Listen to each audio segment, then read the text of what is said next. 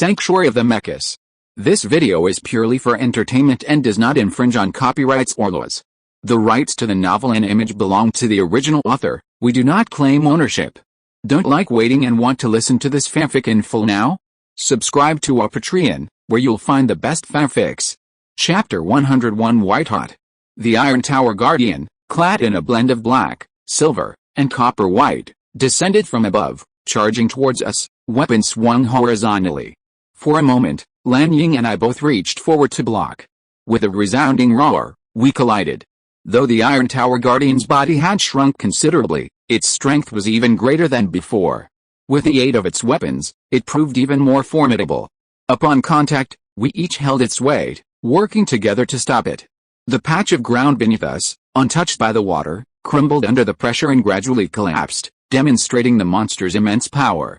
Suddenly, the Iron Tower Guardian swung its trident, sweeping towards us. With a swipe, we scattered in different directions, landing on either side of the Iron Tower Guardian. Much stronger than before, Lan Ying said. Overall abilities have increased. Is this the effect of fusion? I replied. The Tower Guardian, now transformed, had noticeably increased its strength and speed, a stark difference from before. And judging by the way it looked, it didn't seem to be using its true strength. 2-on-1 doesn't seem very fun here. Why don't you go to my sister? She seems to be having some trouble too, Lan Ying said. Is that okay? I asked. Lan Ying held up her hand, indicating it was okay, and I nodded silently. Even though the other party was a special monster fused together, since she said so, I had no reason to argue. After all, standing before the young girl, Lan Xin, was the master of this place. Lan Xin was currently engaged in a battle with the surrounding water guards, and had no time to speak to the master. The endless stream of water guards seemed to be preventing Lan Xin from reaching the master. The master, meanwhile, simply stood beneath a sea of crosses, watching silently, expressionless. It's fun to deal with you personally, but it's also fun to just watch, the master said. At this moment, I stepped onto the cyan red cloud and arrived before the man in the black coat and dark blue skin. You are the master here, right? I looked at him and said, indeed. Are you the two children's companion? Or a companion? One of the things we came here to do is to retrieve a deep sea orb. It's not yours, that's strange. Why am I the ruler here? The man said with a smirk. It's not strange. After all, what you stole won't be yours forever, I said. Hearing this, the man continued to smirk and said, so, you're here to take it away, that's fine. If you don't want to give it up, then you have no choice. I've heard from other sea creatures that it belongs to the sea. I slowly approached the deep blue man and saw him grasp the deep blue orb in his hand. It shone with a dim light, and the water around them became more turbulent and surging. I will build a great kingdom here, and those who stand in my way must be eliminated. With these words, the deep blue orb transformed, blending with the encroaching seawater into a water sword. He swung the sword forward, as if giving a command. The water surged in front of him, surging high and rushing towards me. Power of water, imprison him. The rising waters formed a prison around me, seemingly threatening to crush me. In an instant, a green light spread out in front of me, forming a barrier that blocked the water's pressure. I silently stared at the man not far away. His lips curled slightly, as if in a smile. He seemed unresponsive to my actions. In the blink of an eye, the water surrounding me transformed into a gigantic figure, all deep blue, a slime-like monster. I'd witnessed this not long ago. The color and quality of water gradually change over a brief period of time. It became a darker blue, more viscous. For a moment, I felt trapped, unable to move. Just suffocate. At that moment, the massive, slime-like water monster enveloped me. Lan Xin could clearly see the girl beside me. It was a creature similar to the one she had seen before. Lan Xin noticed my distress and glanced over. Just as she was about to come over to help, the seawater around her suddenly rose, transforming into 5 aquamarine guards who surrounded the girl. Don't even think of anything shady. Fight these water guards to the bitter end, the man said. Several guards, wielding various weapons, including spears, swords, and axes, charged at the girl. Lan Xin dodged each one, sending them flying one by one, but the ever-increasing number of guards made it difficult for her to find a gap. The enemies flowed in like a constant stream. I saw it all. The power wielded by that master seemed formidable, but at this moment, I couldn't escape my watery confinement. This level of restraint won't knock me down, but there doesn't seem to be any magic trick to break free. If I let the power of my primordial spirit expand, I should be able to break through. But we're not there yet, it'll take more time. That's not going to work, Lan Xin's face grimaced. Like Lan Ying, her limbs were enveloped in the blue energy and transformed, instantly becoming like whale wings, radiating a deep blue glow. She swiftly sent the surrounding water guards flying away, but the water remained around her. Wherever there was a current, the guards would appear, endlessly. There might only be a few water guards, but they would appear in different locations whenever she entered the water. At this moment, Lan Xin leaped into the air, her gaze meeting with her sister Lan Ying in the distance. It seemed both sides were facing significant trouble. As their gazes met, they both turned back, knowingly facing their respective enemies. Both sides understood what they had to do. Most creatures in the ocean need water, but here, water is superfluous, the young girl, Lan Xin, said softly. As she slowly descended into the water, her entire body, even her hair, emanated a blue glow, a sign of the unleashing of a mysterious power. Lan Xin, fully prepared, seemed to have absorbed energy within the water. Instantly, she released an even greater amount of energy, spreading in the form of sound, before rapidly blossoming. An incredible sound instantly echoed throughout the castle. From the turbulent water around me, to the surrounding air, the castle itself, and then to the top floor and beyond.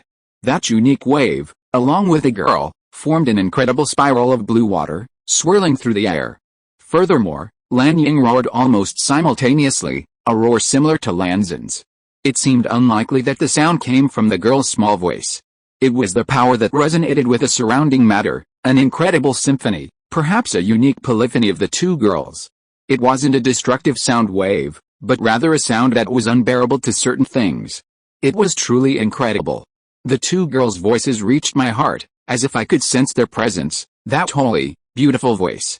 With a sound, the water monster surrounding me gradually collapsed, dispersing and flowing into the water below. The water guards that blocked the area also dissolved into water particles and returned to the water. In the distance, parts of the castle walls and gates cracked and collapsed. The water flowed through these cracks and flowed further out. Not far away, the crosses on either side of the throne in the palace collapsed. A man and a doll fell into the water one after another. One side of the man floated on the wooden cross. The other, freed from its ropes and separated from the cross, drifted away with the current. The owner leaned against the side of the chair, looking somewhat distressed. I don't know why this effect occurred, but it can only be described as incredible. Their voices had no effect on me, and I felt quite good. The deep blue man before me slowly stood up, blood trickling from his nostrils. He said unhappily, "What the hell? That noise was really loud." Looking around, the man previously trapped by the current was no longer alive. On the other side, on the water gradually flowing outward, two larger figures appeared. They were the guardians of the Iron Tower. "Now, it's time to discuss the matter of the orb with you," Lan Ying said, approaching me. Hearing this, the master remained calm and said, "It's time." "When?" "We've only just begun." The deep blue man raised the water sword in his hand, its blade aglow with water, as if about to unleash a move. However, after a moment, there was no response. The man was stunned. "What's wrong?" "No reaction." "Because the water in this space is no longer at your mercy," Lan Ying said. Hearing this, the deep blue man looked around. The air around him was filled with faint blue-like particles. Perhaps it was some kind of barrier, temporarily preventing the use of his power. The environment within the castle had changed after being baptized by the two people's voices. A closer look revealed that the water that had been engulfing it was rapidly retreating, flowing into the space outside the castle. "Water also has its own destination, and it's undoubtedly not here," said the girl Lan Xin on the other side. The water flowed toward the castle, flowing through the gaps in various places to the surrounding grasslands and even beyond the Iron Tower, where the water poured down like a waterfall. It's just something that keeps flowing, being absorbed by the land, evaporated by the sun, and turned into rain and returned to the earth over and over again. Guys like you, it seems you won't cry until you see the coffin. The water is no longer usable. What a joke. You can only be proud of now. It won't be long before you will be swallowed up by your favorite water and become a part of this place, the deep blue man said contemptuously while holding the water sword. "Let them swallow me up if you can," Lan Ying replied. The deep blue man laughed for a moment when he heard this. That's just a matter of time, but before that, you might be killed. The conversation between the two ended here. Chapter 102 3 in 1. A massive stream of water overflowed from the top floor of the massive iron tower. The water flowed down the edge, dazzling in the sunlight. Crystal clear water droplets unnoticed, then scattered onto the leaves of the massive ascending tree not far from the tower. The gods atop the green leaves felt the water droplets descend, like rain. The cool water droplets touched their bodies. These were more than just water droplets. Their arrival signaled that the people atop the tower were making their final desperate stand. As they exerted their strength, the people trapped beneath the ascending tree began to pray silently. It will be over soon. We should do what we can now. You're right. As guardian gods, we are truly helpless. We can only wait. Bad fate. Many remained silent. Suddenly, the deep blue man raised the water sword in his hand, raising it high into the sky. The blade shone with a dazzling light, indicating that the instrument formed from the deep blue orb was unleashing its power.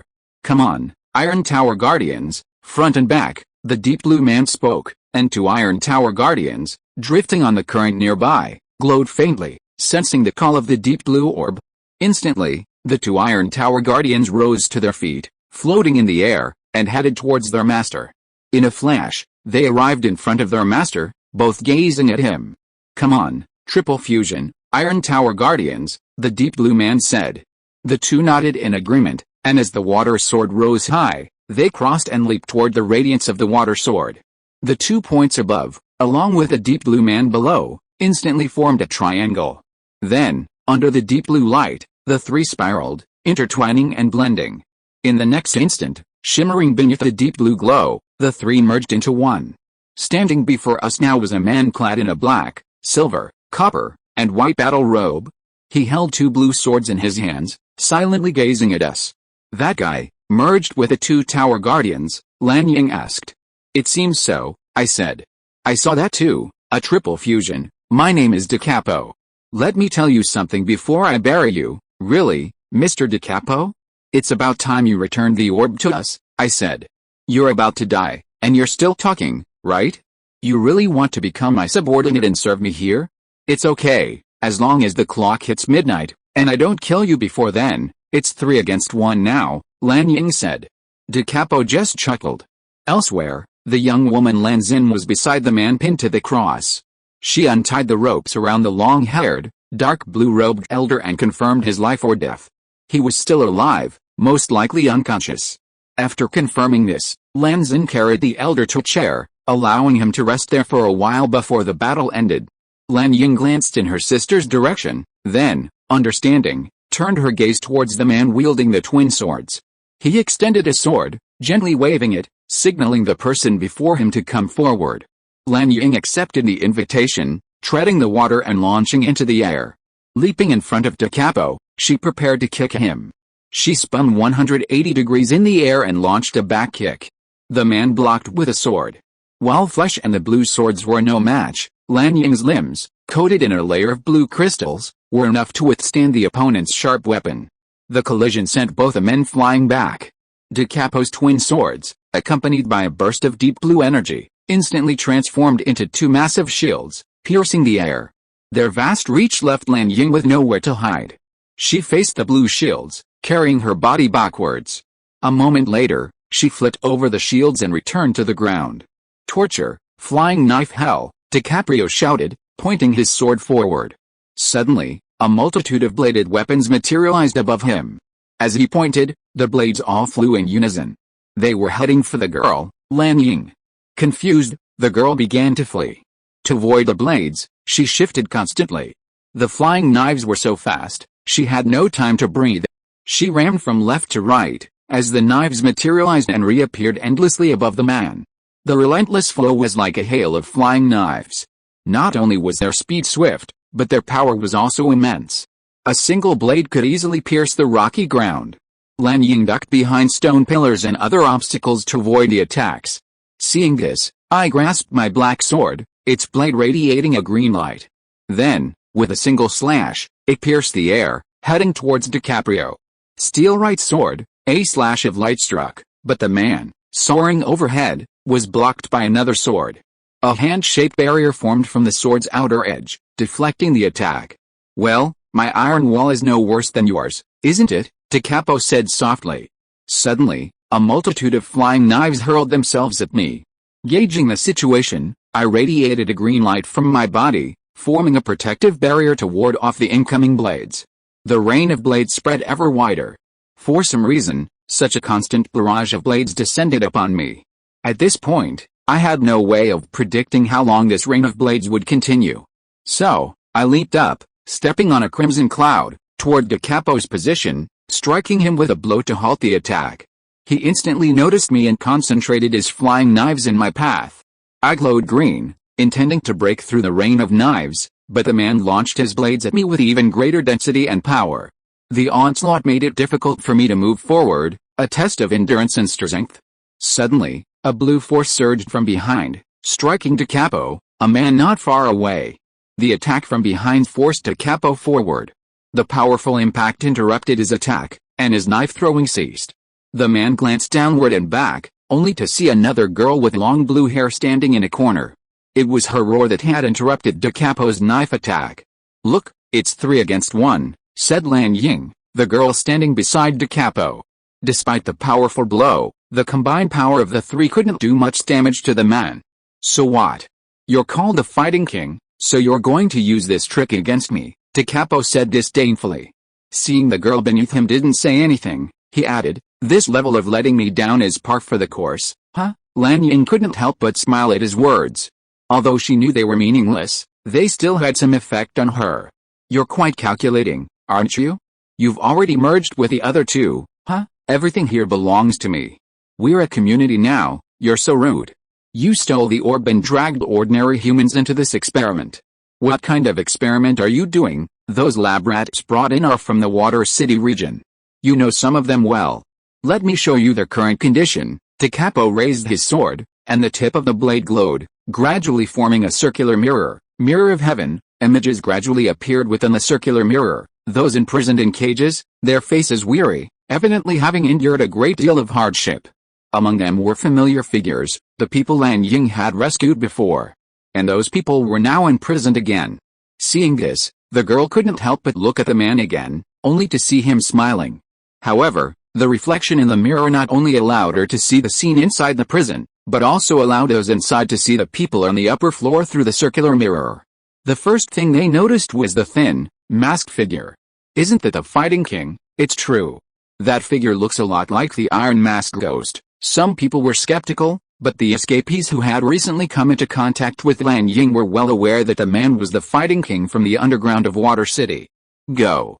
King, take the guy down." "Yes, go for it." As a result, the people in the prison gradually began to cheer for the girl.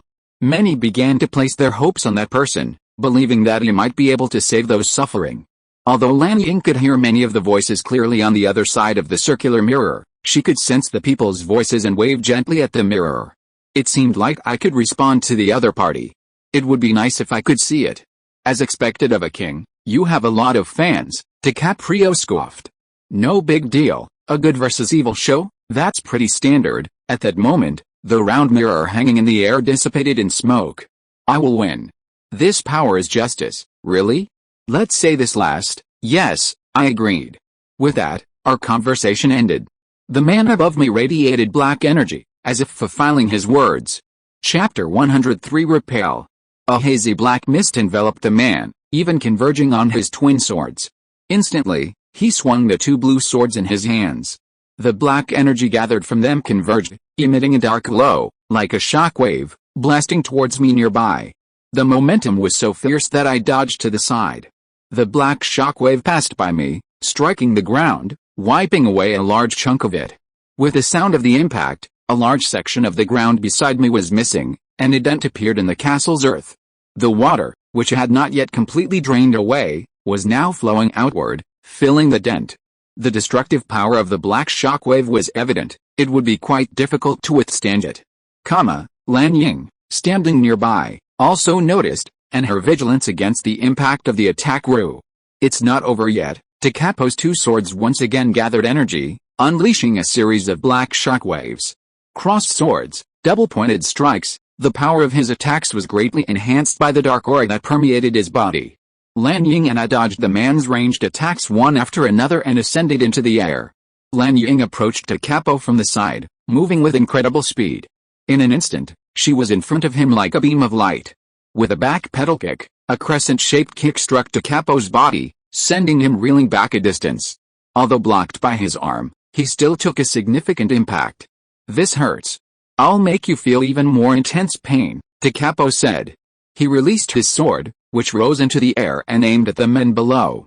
Suddenly, a dark light erupted, transforming into countless black blades that rained down like a rain.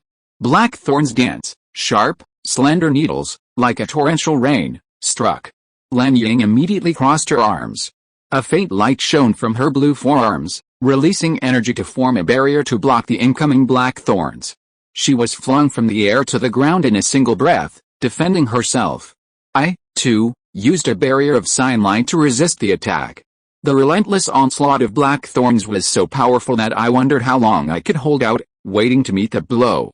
Suddenly, spotting an opening, I charged forward, slashing with my sword, clashing with her blue sword. In a split second, we exchanged several blows in the air. Black shockwaves and cyan energy intertwined, and we both descended from the air to the higher ground nearby. However, the opponent had a slight advantage in power. Under the onslaught, I retreated. Black thorns. Suddenly, a torrent of black thorns lashed out at me, like countless arrows of light. I opened my barrier to block the onslaught, but the onslaught was too strong, and the cyan barrier couldn't withstand it, gradually cracking. After being forced back half a meter, my barrier gave way, piercing through. The black thorns shot through, piercing my right leg, while the rest of the body grazed me, leaving several scratches. It's a disparity in strength, so to speak. I silently gazed at the man before me, who wore a look of disdain. Lan Ying and Lan Xin attacked him from different angles, both intent on subduing him, and the capo noticed. Suddenly, numerous black spots appeared around his body. These spots gradually formed into tiny balls of needles, each covered in spikes, which blasted out in all directions. Needleball scattering, seeing the countless needles. The two girls dared not move forward and dodged in other directions. However, the number of needles was dense and they would explode into countless scattered needles. Even though they dodged, they didn't suffer much damage, but they were still pricked by some of the tiny needles. The stinging pain was unbearable. "It hurts," Lan Ying couldn't help but exclaim, while Lan Xin gritted her teeth and endured. They provided good cover. At this moment, a golden light gradually emanated from my black sword, like a rising river, the blade shimmering in a golden orange. It was at this point in the all-out battle that I suddenly, stomping the ground, soared into the air on a crimson cloud, charging straight at the man before me. My speed was far greater than before, and in a flash, I struck him with a single blow. My sword collided with his blue one. Again, he asked softly, but I didn't respond. Instantly, we exchanged several blows, our skills likely comparable. Gold and blue, mingled with black, mingled. We clashed repeatedly. In the split second of distance, I unleashed a golden slash, and the other sword, surging with dark water, struck back. The dark water collided with a golden slash. At such close range, we were both pushed back a short distance. Is the power increased? But that's not enough. "Let me show you the strength of our community," the capo said, extending an empty hand. A black aura emanated from the area around it, creating a sense of oppression. Black box magic. Suddenly, a massive black iron slab descended from the sky, passing directly above me. Furthermore, black boxes flew from the sides and below, attacking from all directions. With a click, the 8 black iron slabs and boxes merged into one, trapping me within. The objects suddenly materialized from mid-air, their speed and position so close to mine that I couldn't dodge them. "The show has just begun." The capo snapped his fingers 3 times, and a multitude of swords appeared around the black box. Piercing, in an instant, swords rained down from all directions. I instantly slashed the black box with my sword, escaping before the swords could reach me. "What a shame," I said. "That sword is quite impressive, easily slicing through my black box," the capo said. Then, "But my power is far greater than that. I can do anything inside the tower, so what?" I charged forward, closing in on the man and slashing with my sword. A large, invisible arm emerged from his unarmed hand, blocking my attack. Then he swung his sword, colliding with me again. The blue and dark blade of his sword emanated waves of water, rushing towards me like a waterfall. The powerful force pushed me back. Meanwhile, Lan Ying approached the man from another direction, intending to strike. Torture, the imprisoned Iron Maiden. Da Capo had already noticed the girl approaching from the side. It was a 3-on-1 situation, after all. Instantly, black handcuffs materialized around Lan Ying, restraining her limbs. With the force of the black handcuffs, the girl was forced all the way to the wall. The dark, human-shaped mummy case followed her from behind, instantly trapping her within. What? I watched as the door of the coffin closed, the countless spikes of a door opening towards Lan Ying, sending a chill down my spine. The iron box slammed shut with a thud. Killed? Da Capo asked. Lan Xin and I stared at the scene above, speechless for a moment. Liquid gradually flowed from the box. Da Capo waved his hand to open the coffin, revealing nothing but water inside. At that moment, the figure of a young girl emerged from behind the man. Da Capo looked back and saw that blue energy was gathering in Lan Ying's mouth. It instantly released, a blue storm striking the man's body, sending him flying for a distance and sending him tumbling to the ground. The strong impact made him look embarrassed all over. The previous attack was very effective. Chapter 104 Struggle. Using the remaining water on the ground as cover, using a clone to distract the enemy. The girl had done all this in a split second. It wasn't particularly difficult for her. Seeing this, we below couldn't help but breathe a sigh of relief. Damn it, the man, knocked to the ground, reached for a sword that had fallen not far ahead. I happened to be nearby and arrived in front of him. Looks like this game is over, really? I don't have a sword, but have you forgotten? I have a second one, the man said slowly, climbing to his feet. As he spoke, a loud noise came from above, as if the roof had been struck by an impact, and the entire castle shook slightly. Forgotten. Suddenly, the top of the castle began to collapse, the roof tiles crumbling down, and a torrent of rubble rained down in our direction. We could only dodge the incoming rocks.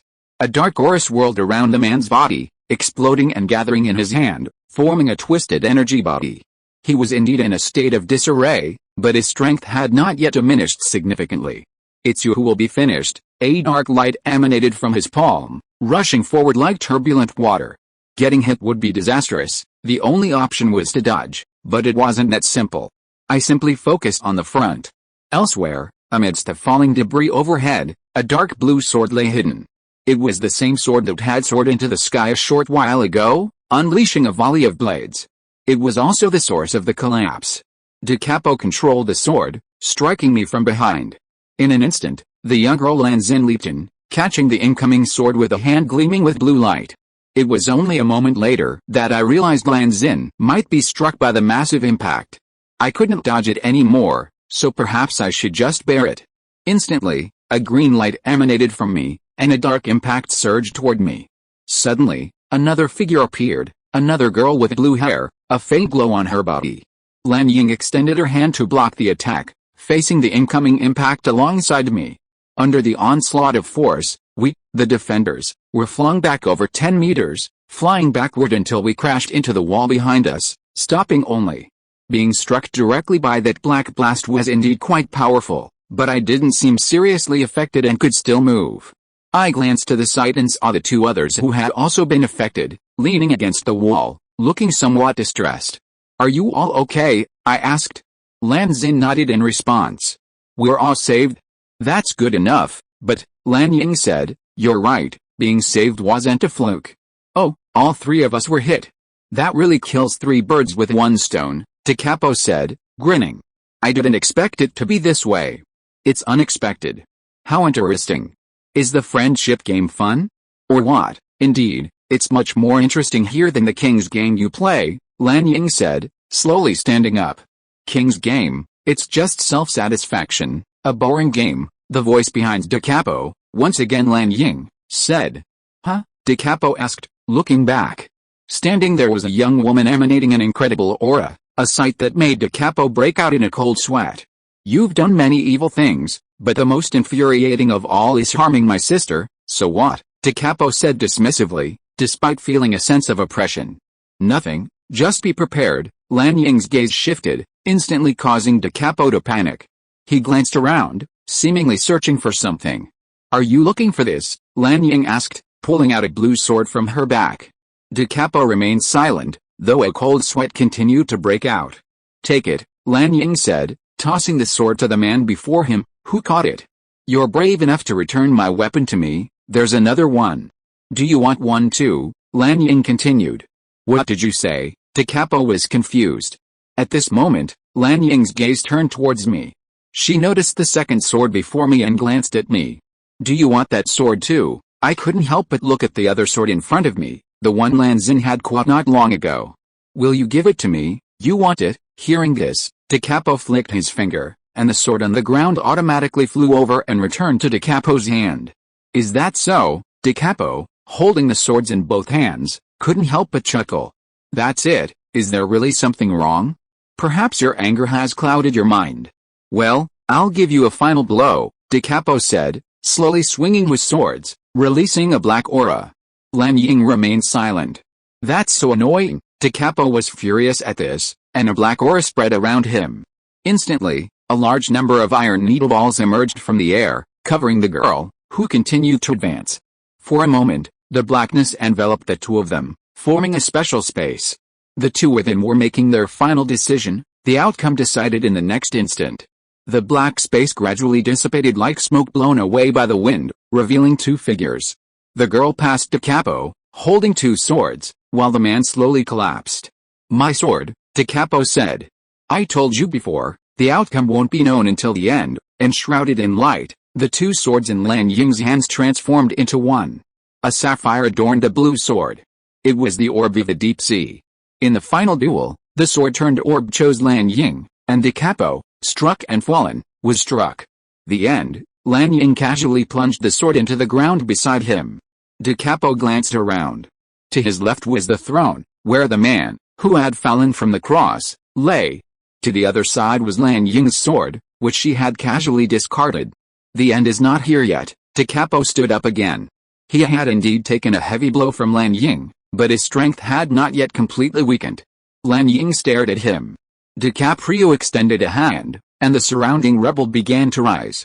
Obelisk assaulted. The rubble coalesced into an obelisk and flew towards the girl, but she dodged it in an instant.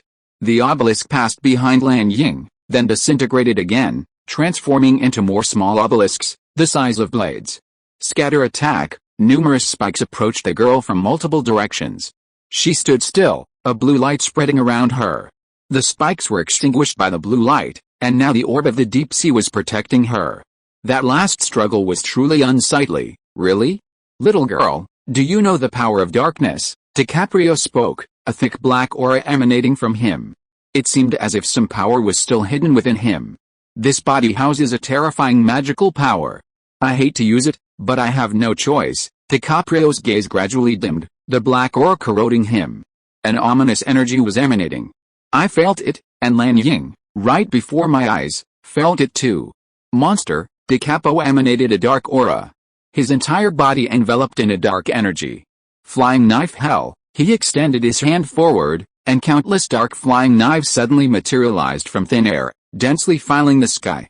They launched at us in a chorus, piercing the surrounding stone barriers and charging towards us. These dark flying knives were unlike anything we'd seen before. Their destructive power was palpable, and we'd likely be unable to defend ourselves. Just as the knives were bearing down, a red puppet nearby rose to its feet. Its entire body glowed with light, gradually shedding its outer shell. It transformed into another distinctive puppet, a female puppet with golden skin, a solemn and full-bodied features, and blonde hair. A sword floated before her face, the same sword Lan Ying had casually discarded. Her light radiated, illuminating the surroundings. Instantly, all the flying knives vanished into dust. Looking around again, there were no more flying knives, and even the surrounding barriers had vanished. Looking forward, I could see the grasslands, and above them, the deep blue sky. Along with the light, the castle vanished. What, you actually? Da Capo glanced at the puppet. Your dominance ends here. I am the true ruler of this world. Now I must restore order here, the short female puppet said. As he finished speaking, Da Capo's body transformed. Amidst a shimmering, multi-layered burst of light, the two tower guardians, one part of him, were released. A moment later, They landed on the grass on either side. How could this be? Capo's appearance reverted to its earliest state. We were now merely watching. The man, grasping his hands, gazed toward a nearby clock tower and said, "It's not over yet." He suddenly raised his hands, and with a special power, a cave appeared in the surrounding space. From within, several figures, some with humanoid forms and some with animal faces, gradually emerged. The mutants surrounded us. "It's you who will be finished. My power hasn't faded, yours hasn't recovered, and the clock is almost midnight," DiCaprio said, stepping aside. The mutants approached us. Not far away, we could see the time displayed on the clock tower. Less than 15 seconds until the clock struck midnight.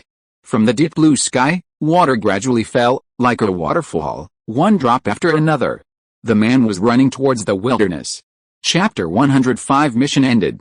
From the deep blue sky, streams of water descended like waterfalls, each one expanding and growing ever larger. It seemed as if the waters were descending from the clouds in the azure sky. This place would soon be submerged. This place and this land would be washed away by the current. We all watched in silence. The water, which had previously flowed away, surged again from our feet, covering the land. The mutants, however, rushed towards us recklessly, seemingly controlled by DiCaprio to stop us. Some were swallowed by the water as they advanced, others tripped and fell, their movements completely irrational. I dodged the approaching mutants. Some lunged at us and fell back into the water, like wild beasts. Not far away, Lan Ying reached a long-haired man, her master, and gently lifted him to prevent him from being swallowed by the surrounding water. "It's over," the clock ticked towards midnight. Without time to react, we simply watched in silence as the man ran across the grassland. He wanted to buy time by getting away from us. "Victory belongs to me," DiCapo laughed as he ran. Meanwhile, a dazzling light blazed through the dark clouds above him. Suddenly, a beam of light descended from the clouds, piercing the center of this floor. Like a flash of lightning, it spread out, instantly illuminating the surroundings and brightening the night sky, right where DiCapo stood. Ka. The world of the deep sea orb, whose ruler now stands before us.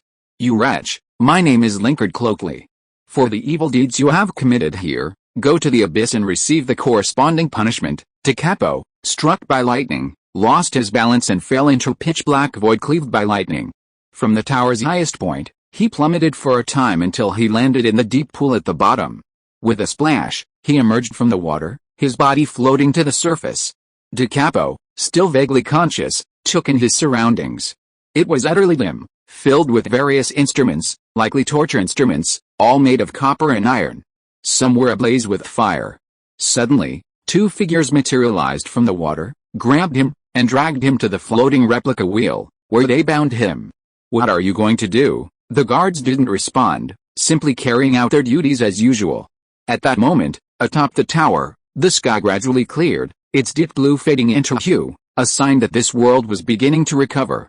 Streams of water continued to pour down from the heavens, showering us with nectar. "Master of this world, how has that man become?" Lan Ying asked, approaching the master. "That man, DiCapo, has fallen into the tower's underground chamber, beginning his punishment. He won't have the chance to destroy this place again." "Really? That's wonderful, but what about those mutated people?" Lan Ying added. Lying around were numerous people who had been affected and transformed, many of whom lived near the water city. Linkard shook her head slightly. "It's okay. They can return to their original form." Streams of water descended from the sky, flowing near us like a waterfall, cascading down the grasslands and outward. The water passed over the fallen people and then flowed away, flowing further afield. When the earth at the top could no longer hold it, it flowed over the edge, like a true waterfall. After being baptized by the cleansing water, a black aura gradually emanated from the people. As the aura dissipated, their appearance gradually returned to human form. One by one, they all regained their original appearance, becoming human. Meanwhile, not far away, a man lying on the grass slowly opened his eyes after the black aura dissipated and climbed to his feet. The long-haired man in a gray robe immediately approached the host and asked, "Linkard, thank you very much. Has this place been restored?" "As you can see, Master Shenhei, this is all thanks to the help of your disciples and the assistants over there." "We should thank them." Hearing this, the gray-robed master nodded. "You are quite right, Master. Are you all right?" Lan Ying said, looking at the master. "I've recovered. I was previously affected by that evil force and was tricked. You've done a great job. This place is restored thanks to you, the master said, nodding in respect. Hearing this, I stepped forward and said, this is all thanks to everyone. Also, do you know anything about that black aura? The instructor was silent for a moment. I have some experience. It's a special, highly contagious force. Ordinary people can easily be contaminated by it. That force has even penetrated underwater, and the world is becoming increasingly unstable. You should be careful, is that so? Thank you for your advice. No, you are also a person with great responsibility. You should be even more careful with such things in the future, the instructor said. Really? I replied, sensing something in the instructor's words. He foreshadowed something. We might encounter it again, but that wasn't my concern right now. What will happen next is still unknown. At this moment, Lan Xin and Lan Ying both approached the instructor and the master. This incident should serve as a warning to you all, including me, the instructor said. Lan Ying and Lan Xin nodded, and the master beside them also nodded slightly. By the way, Master Linkard, could you please think of some way to bring humans back to their original world? Lan Ying looked at the golden girl nearby and said. Hearing this, Linkard nodded, yes, at one of the entrances and exits of this world, there is a gate leading to the water city. Using the passage there, we should be able to send the humans here back. Really? That's good, the humans will be sent away by our guardian gods, you don't have to worry. Hearing this, the mentor on the side also nodded and said, even if this incident has ended successfully, it's almost time for us to say goodbye. Teacher, you have helped us a lot. You might as well stay and rest for a while. You can also see the changes here. The people here are also very welcome. At this time, the mentor stretched out his hand, shook it lightly and said, in our Dragon Palace city, many people are worried about my safety. Now I have to say goodbye. Master, are you leaving now? Lan Ying looked at the mentor and said. Seeing this, the instructor nodded. It's fine for you to stay here for a while. As Linkard mentioned, the residents here are eager to thank you for your contributions to this mission. It's good that I'm the only one leaving. Lan Ying and Lan Xin understood what was going on and watched the instructor depart. Before their eyes, the instructor's form transformed into numerous blue particles of light and vanished into the distance. We then left the massive iron tower and arrived on the land of this world. We could see the world changing. Columns of water were constantly descending, purifying the land. From afar, we could see the massive iron tower. From its top, water continuously flowed outward, like a gigantic fountain. The crystal clear water droplets scattered in the sunlight, creating a rainbow. The scene was truly magnificent. Compared to when I last came, this place is even more beautiful, Lan Ying said. Indeed, I said. The world's order is being restored. The areas disrupted by Decapo are being restored, said the floating master. The three of us were walking along the path beside the flower bed when several guardian spirits flew in from the sky not far away. They had transparent wings, some dressed in green, others in cyan and red. We are the guardian spirits of the world tree, and we have come to invite you to join us on a tour of the world tree so we can entertain you. One of the guardian spirits bowed and nodded respectfully. Seeing this, we felt no reason to refuse, so we accepted the invitation. Following the guidance of the guardian spirits, we were taken to the world tree. It was a massive, ascending tree reaching into the sky. Its crystal clear surface shone with a brilliant light. Both Lan Ying and Lan Xin, empowered by the guardian spirit's magical powers, had gained a certain degree of levitation. We ascended, following the contours of the tree. Along the way, we passed elves' residential areas and shopping streets.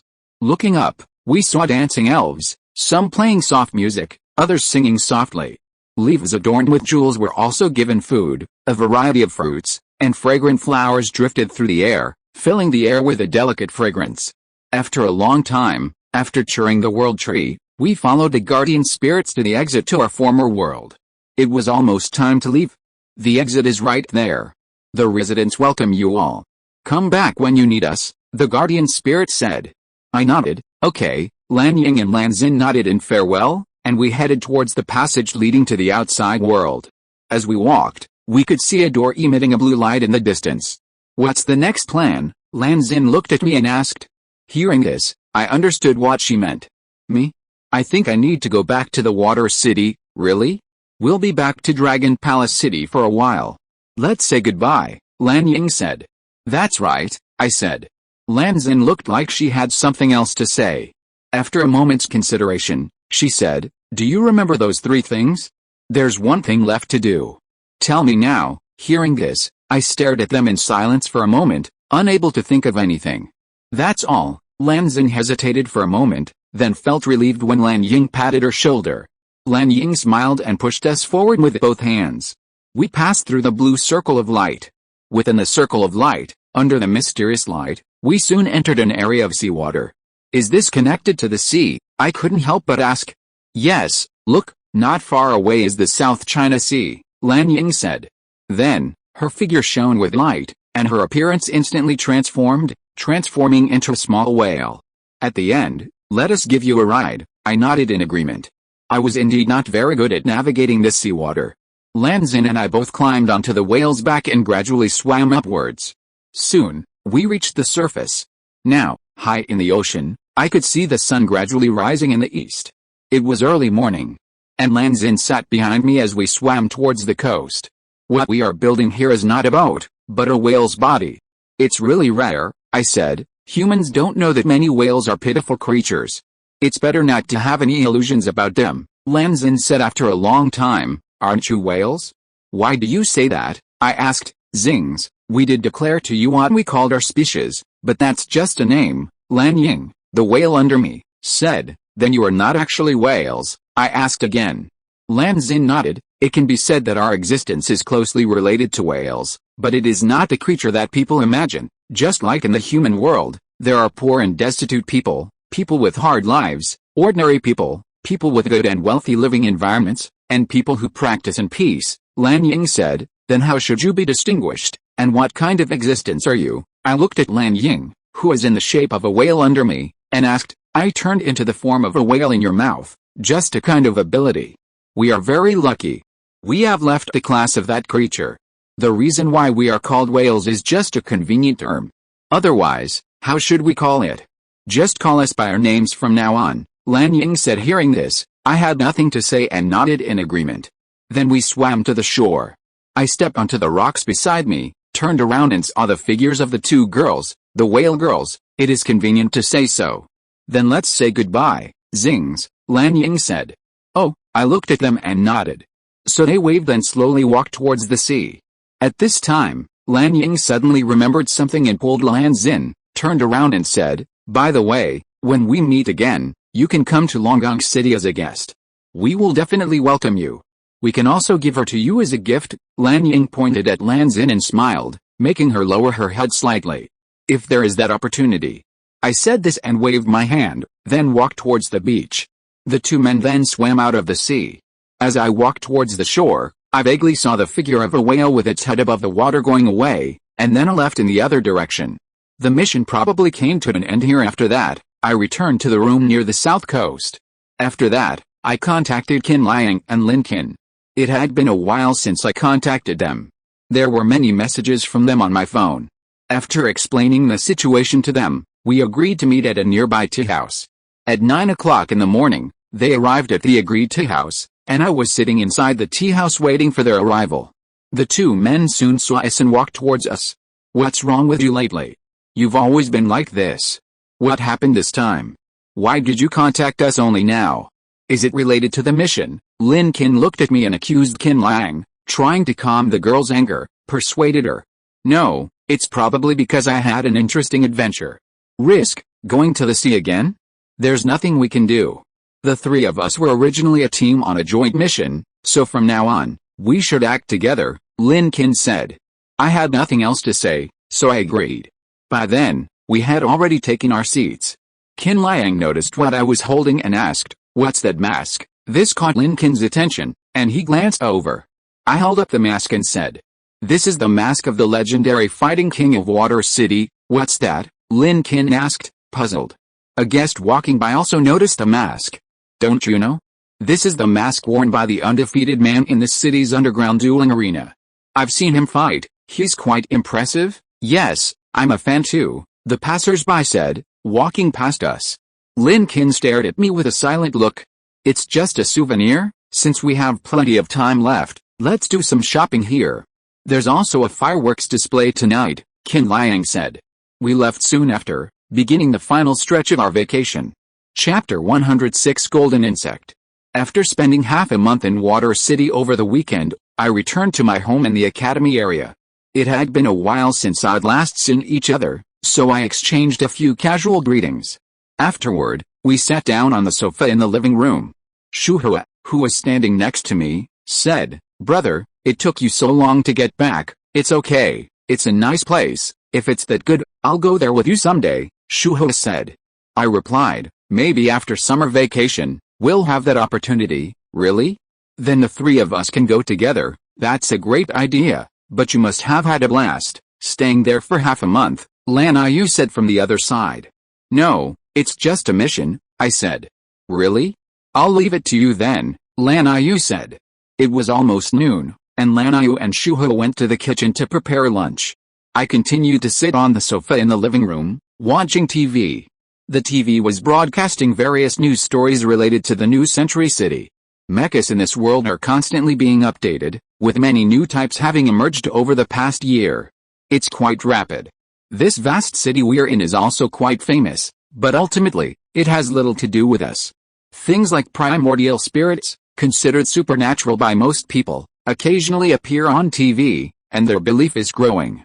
Right now, a supernatural program is playing, exploring the 7 wonders of the new Century City. These kinds of programs are common, and for me, these supernatural things have become part of my daily life, nothing surprising. Soon, my sisters had prepared lunch, and we all sat down at the table. "It's a rare occasion, let's eat," Shuhua said. "It won't be long," I said. So we started eating, the TV still on. Shuhua said, "It's fine. Not only is my brother here, but Lan Yu just got back, too," Shuhua said so. It turned out that besides me, Lan Yu had also recently returned. I'd heard she seemed to be attending some kind of group practice. At this point, Lan Yu said, "Yes, but I've been resting for the past 2 weeks. Unlike my brother, I don't seem to have made any progress." I couldn't argue with this girl's words. He must have been messing around. 9 out of 10, I listened silently to their condemnation, unable to refute. "When you're free, come and be my sparring partner." After summer vacation, Lan Yu said. "Really? You might be surprised. I don't know how big a claim that is." We continued with lunch, and Shuhua said, "Don't be so hot. It's still summer. Do you know what happened to me while you were away?" "What happened?" "Something strange happened to me." Shuhua's words piqued our curiosity, and she chuckled. "But we'll talk about that tonight." We then continued with our lunch. After that, we each went about our own business. In the evening, after completing my daily practice, I took a shower and sat on the sofa in the living room. While I was watching TV, Shuhua came up to me and said, "Brother, let's go check out that place I mentioned at noon." "What is that?" I couldn't help but ask. "Brother, it's nearby. Let's go check it out." "Don't you want to know?" "Oh, it shouldn't be a strange place." I couldn't help but follow Shuhua out the door. Lan Yu hadn't come home tonight yet, it seemed she'd gone shopping. So we walked out together, heading towards the street outside the apartment building. "Where are we going next?" I asked. Shuhua looked at me and said, "To my house. It's not far from here." "Really?" Shuhua nodded, gently pulling my arm and continuing on. Our destination was Shuhua's other home. I'd walked there many times before coming here, so the route was familiar. It wasn't far at all. We walked along for about 15 minutes before arriving at Shuhua's courtyard. We opened the gate and walked inside. In front of the house lay a beautiful garden. Although no one lived there, it seemed the neighbor's elderly grandmother often tended it. We arrived at the front of the house, where a doghouse stood. Inside, 2 small puppies lived. One had white fur, the other brown. The dogs saw us and approached with friendly expressions. They were actually the children of the larger dog Shuhua once owned. Coyote and Cotty, I named them, Shuhua said, teasing them gently. "Really? They're 2 interesting creatures," I said, looking at the 2 little ones leaning against my feet. "That's right, but we're not here just to visit them today. We have something else for my brother to see," Shuhua said again, tugging on my hand and heading off in another direction. I looked at her direction, puzzled. "We're going to the backyard," Shuhua said, and together we walked around the house to the back. There was a thicket of bushes and several large trees. "Is there anything here?" "Over there." Shuhua led me deeper into the bushes. We came to a large tree, and there I saw insects gleaming with light, the kind I often see back home in the countryside. Insects gleaming with a brilliant light. It's a firefly, I said. Yeah, they're rare, they're hard to come by in this city, Shuho said. Your backyard is a great place, I said. Well, besides this, there's actually something else quite impressive, Shuho said, glancing around. It hasn't appeared yet. I remember it was supposed to come around this time. What's that? I said, glancing around as well. Shuho checked the time on her phone again, then gazed further up into the sky. She spotted a shimmering golden figure and chuckled, saying, "Brother, look, it's right there." Hearing that, I looked in the direction I was looking. Not far away, a small, shimmering golden figure flickered in the sky. It flashed like lightning, moving incredibly fast, swaying left and right in the sky, and finally landed above our heads. I felt a powerful energy from that creature. Not only that, it was incredibly familiar. In this city, one of the 7 incredible things is the golden luminescent insect that shines with brilliant golden light, Shuho said. Just as she said, that bird-sized creature that shone with dazzling golden light was the golden luminescent insect that shone with brilliant golden light, one of the 7 incredible legends of the New Century City that I had heard about on TV not long ago. According to the legend, the luminescent insect came from the incredible kingdom of light, and as long as you follow it, you might be able to reach that place. But it was a creature as fast as light. I didn't expect to meet such a guy. Chapter 107, Flashing Bugs. In the sky, hidden by dense trees, a golden Noctiluca scintillans danced back and forth, its body radiating tiny golden particles that scattered like flowers as it moved. Golden Noctiluca scintillans are indeed legendary, occasionally appearing over the city at night. I didn't expect to see them here. Why is that? I asked. It was announced today, Shuho replied. Really? Did it talk to you? Yes. It's probably because of the radiant spirit within me. Perhaps it attracted this insect. At that moment, the strange golden insect slowly descended, hovering above the bushes before us. Now we could see it more clearly. It was indeed unlike any other insect, with a radiant golden body and remarkably bright skin. The golden glow continued to spread before our eyes. Want to go? I'd like to take you to the land of radiance, the insect said in a neutral, deep voice. The land of glory. Is that the legendary land of glory? I said. Perhaps. You'll understand once you see it with your own eyes. Can my brother and I go together? Shuho said. Sure. Excuse me, why are you taking us there? We're students and have to go to school the next day, so we don't have any free time at all, I replied. There's no special reason. You've simply been chosen and qualified to come to our land. It's an honor. It won't take too long, just one day. One day? That's fine, then brother, let's go together, but, Lan Yu, I think it's almost time for us to go home. Otherwise, she'll worry about us. That's right, Shuho also thought of her sister. I'm sorry for the suddenness. If it's okay, I'll come here tomorrow. When you're ready, I'll take you along. That's fine, Shuho said. Okay, it's settled. Then the golden Noctiluca took off, flashed for a moment above, and then flew away at a breakneck speed. I just watched as it vanished like lightning. Then we went home together. The next day, we discussed yesterday's incident with Lan Yu, and she agreed to let us go. Since we were the only ones invited, Lan Yu hadn't planned to go, and it seemed she had some things to do today that would require her to be away for a few days. It seemed to be something related to school. So, the two of us decided to visit Lan Yu's former home again tonight. We even wrote a request for leave from the academy. Remember, don't do anything rash. Some places are dangerous and shouldn't be touched casually, Lan Yu warned before leaving. Okay, sister, Shui Hui nodded. Also, come back as soon as you're done. Yeah, you too, I said, and Lan Yu left. On Sunday night, we went out again, heading towards Shui Hui's former home. By the time we reached Shui Hui's courtyard, it was already 9 p.m., and the sky was a deep blue. It was the agreed time, so we walked to the backyard. We saw quite a few fireflies dancing around there today, but no golden ones. So we waited here for a while. Not long after, the golden figure appeared in the sky, flickering back and forth before arriving in front of us. We're here, as agreed, I said. Thank you very much. Then follow me. Well, you're so fast, how are we supposed to keep up with you? I asked. There's a hexagram above the golden land. Just follow me, and I'll guide you there." The golden firefly spoke, and it burst into light. Our bodies were gradually enveloped in golden light, and then we slowly rose with a surge of power. Then let's set off.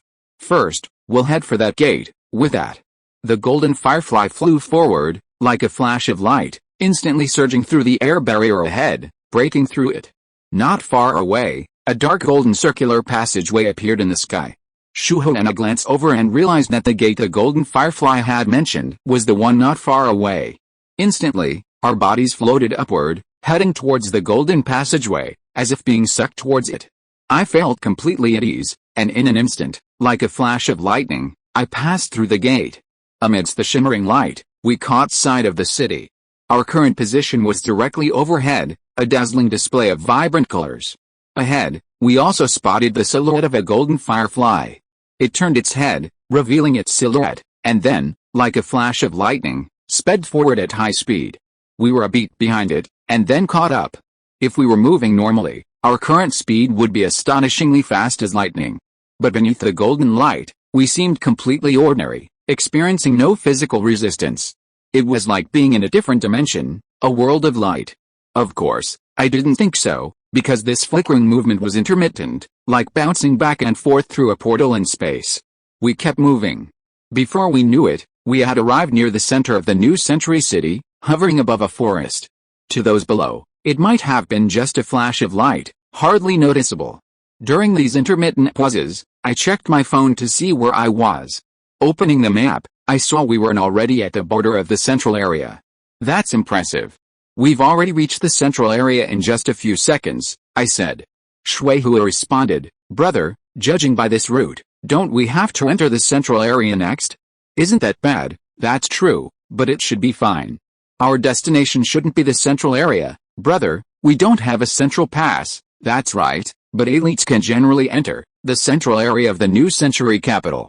This area covers approximately 1/6 of the new century capital, the size of a large city. Located in the heart of the new century capital, it consists of 5 districts. Entry is limited to special Mecha users or those with a strong connection to this place. Beyond that, only those specially invited can enter, or those who are top-tier Mecha users. The 5 central districts hold an annual Mecha conference, during which time people from other districts are allowed to enter. Otherwise, even professional Mecha users like us are barred. If we're caught entering without a permit, we'll undoubtedly be penalized by the relevant restrictions." "Wait, Mr. Golden Lightbug, aren't we headed to the central area?" Shuho asked. A moment later, the Golden Lightbug stopped in midair, looked over, and said, "We'll indeed pass through the central area here, but it's okay, we won't enter the restricted area. By entering the central area, we've already breached the contract, haven't we?" I asked. "That was a few years ago. Things are different now. The only truly prohibited areas are the royal city and areas like the churches," the Golden Lightbug replied. "I see.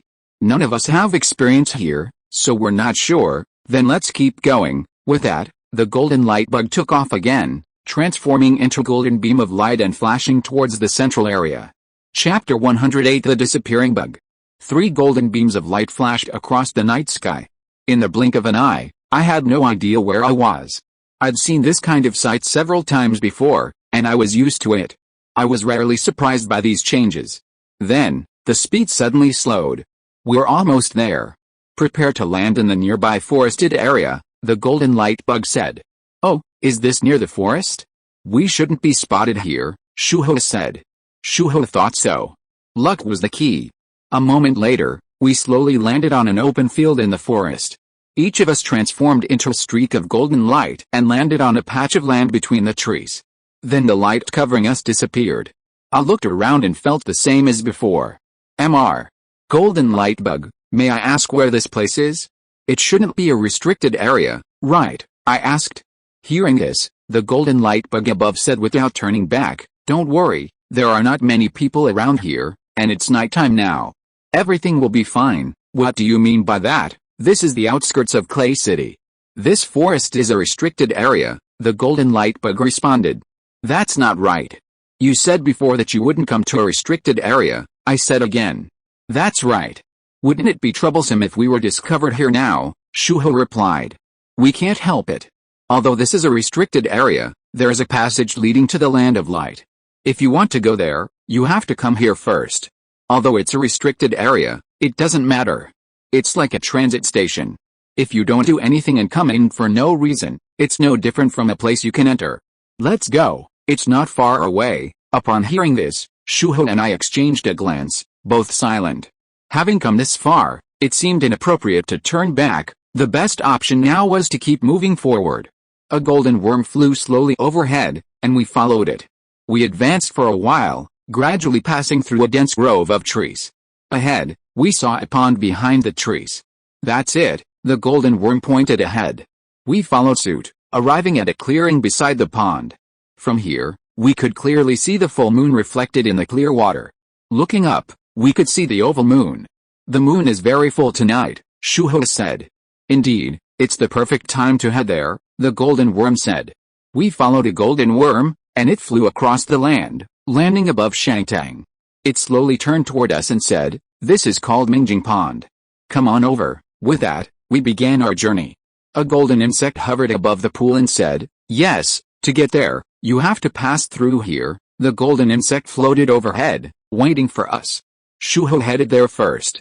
Gradually, a golden light enveloped her, and she began to float in the direction of the golden insect. "Wait a minute, something's wrong," I said, looking up at the figure above, sensing something was amiss. Shuho, hearing the sound, glanced over. But by then, she had already moved toward the golden insect, and in an instant, we were both engulfed in the same aura. I stepped in the cyan red cloud and rushed forward at top speed. As I approached, the aura encompassing both of us vanished from the sky. Was it the incredible speed, or perhaps something else? Just before my hand touched the aura, it vanished. "Brother," I heard the faint voice of the younger sister, and instantly, I could no longer see either of them. Not nearby, not in any direction. Perhaps they were heading somewhere far away, at least I couldn't sense them anywhere near. On a full moon night, I simply gazed at the starry sky above, bewildered. After a moment, I regained consciousness. Something had vanished. It had said we were going, so I waited here. One possibility was that it might come to meet me later. Theoretically, it was possible, so I decided to wait.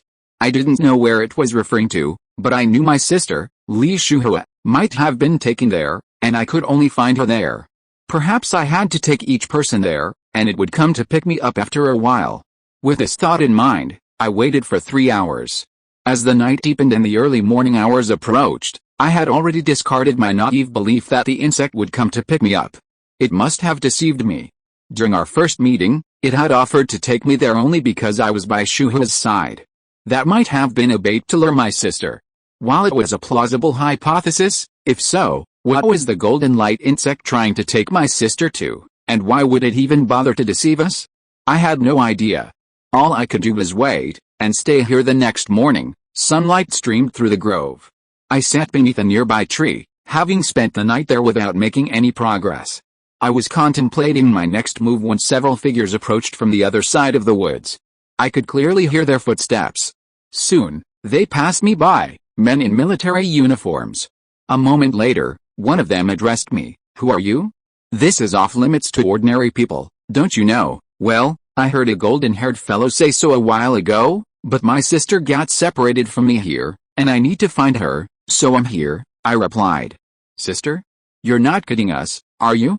You look like a student. Do you have any relevant ID? My sister got separated from me last night, and it's been a day and I haven't heard from her," I said, showing my student's ID to the officer in front of me.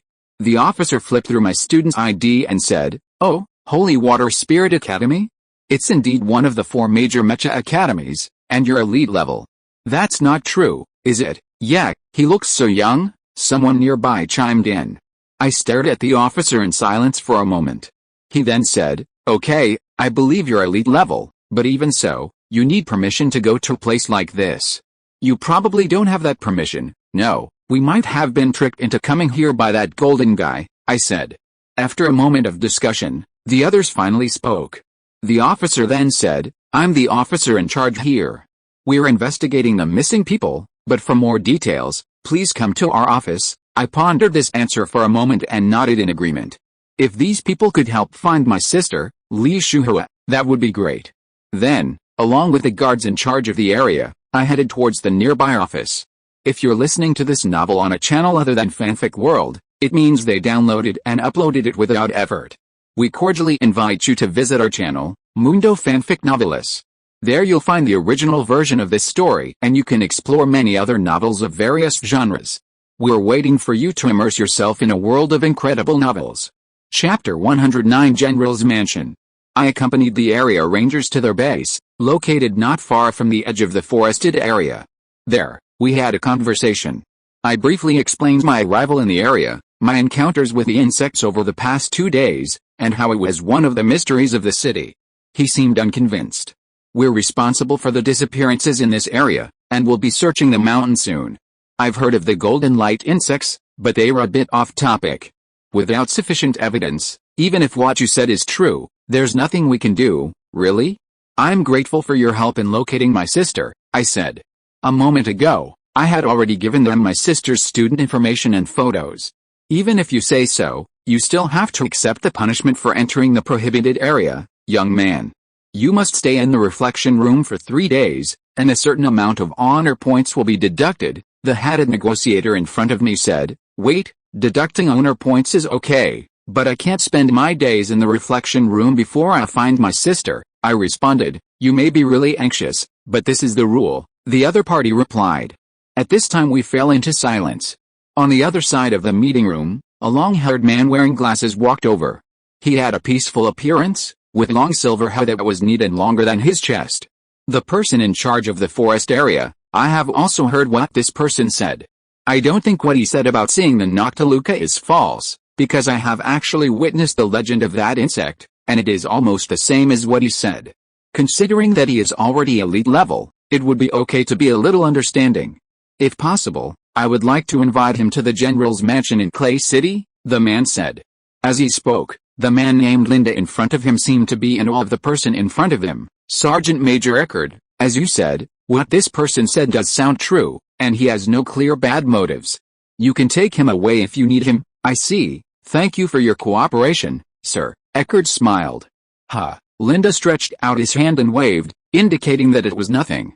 At this time, I looked at the silver-haired man and said, Excuse me, where are you taking me? Hearing this, Eckerd nodded and said, Yes, next I'll take you to the General's mansion in Clay City. General's mansion, what kind of place is that? What are you going to do? Well, the General's mansion is the symbol of Clay City. The army of this city is the best in the new century capital. You should have heard of it, I know a little bit. What do you want me to do there? I want you to meet the general. Eckerd narrowed his eyes slightly. Linda on the side couldn't help but widen his eyes in shock. You are going to meet the general. Is there any problem with this? I couldn't help but ask. There won't be any problem. In the eyes of the world, generals rarely show up, and their intelligence is also top secret. Ordinary people have no idea how old that person is or what he looks like, Eckerd said. That's right. I only saw his silhouette passing by in a car on a mission, Linda said. Are you going to let me meet that mysterious general? I asked. Well, that's the plan. Isn't it interesting? That would be normal, but right now, finding my sister is my top priority, I responded. Xingze, there's no contradiction. The general holds immense power and possesses considerable insights into legends and mysteries. He's a man of age and experience, after all. Perhaps a conversation with him could be the key to finding my sister, don't you think, really? In that case, take me to the general's residence, Sergeant Major Eckerd, I agreed. Alright, let's set off immediately. Eckerd walked toward the conference room door, and I followed. Once outside, 2 soldiers with an escort guarded the entrance. They flanked Eckerd and followed us. A black sedan was parked on the grounds outside the office, and we made our way towards it. We boarded the car and drove toward downtown Clay. The car drove along the suburban highway, and in about half an hour, we arrived in Clay. Clay City is a city with many ancient buildings, including churches, which are the most numerous among the new century capitals. Many of these churches are over 300 years old, with some cathedrals as old as 800. It is hailed as a sacred city by the outside world. Another defining feature of the city is its military. As Sergeant Major Eckerd mentioned earlier, it boasts the top-notch military, including a special Mecha unit with over 10 top-tier Mecha operators. Its formidable military prowess is quite renowned. After about half an hour by car, We arrived at the outskirts of the general's mansion. After passing through the prosecutor's approval at the gate, the car drove into the mansion. We exited the parking area outside the mansion. I emerged from the rear door of the car and gazed out upon a spacious courtyard filled with flowers and trees. Not far ahead stood a massive building, resembling a castle or palace. This was the general's mansion. In the center of the castle hung a silver cross, the military emblem, and flags were erected nearby. "It's really big here," I said. "This is your first time here, isn't it?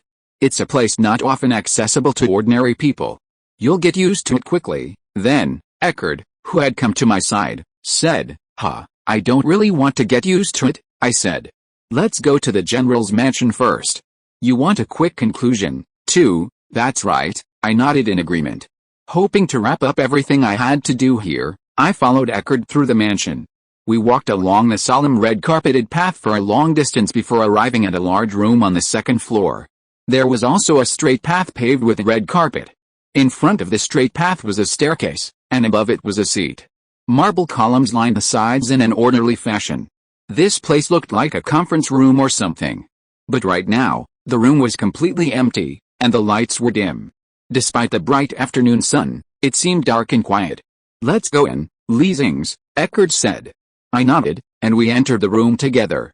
We continued walking until we reached the staircase, where we stopped. "Is this the place?" I asked. "Yes, General, please come out and meet this person," Eckerd replied, saluting.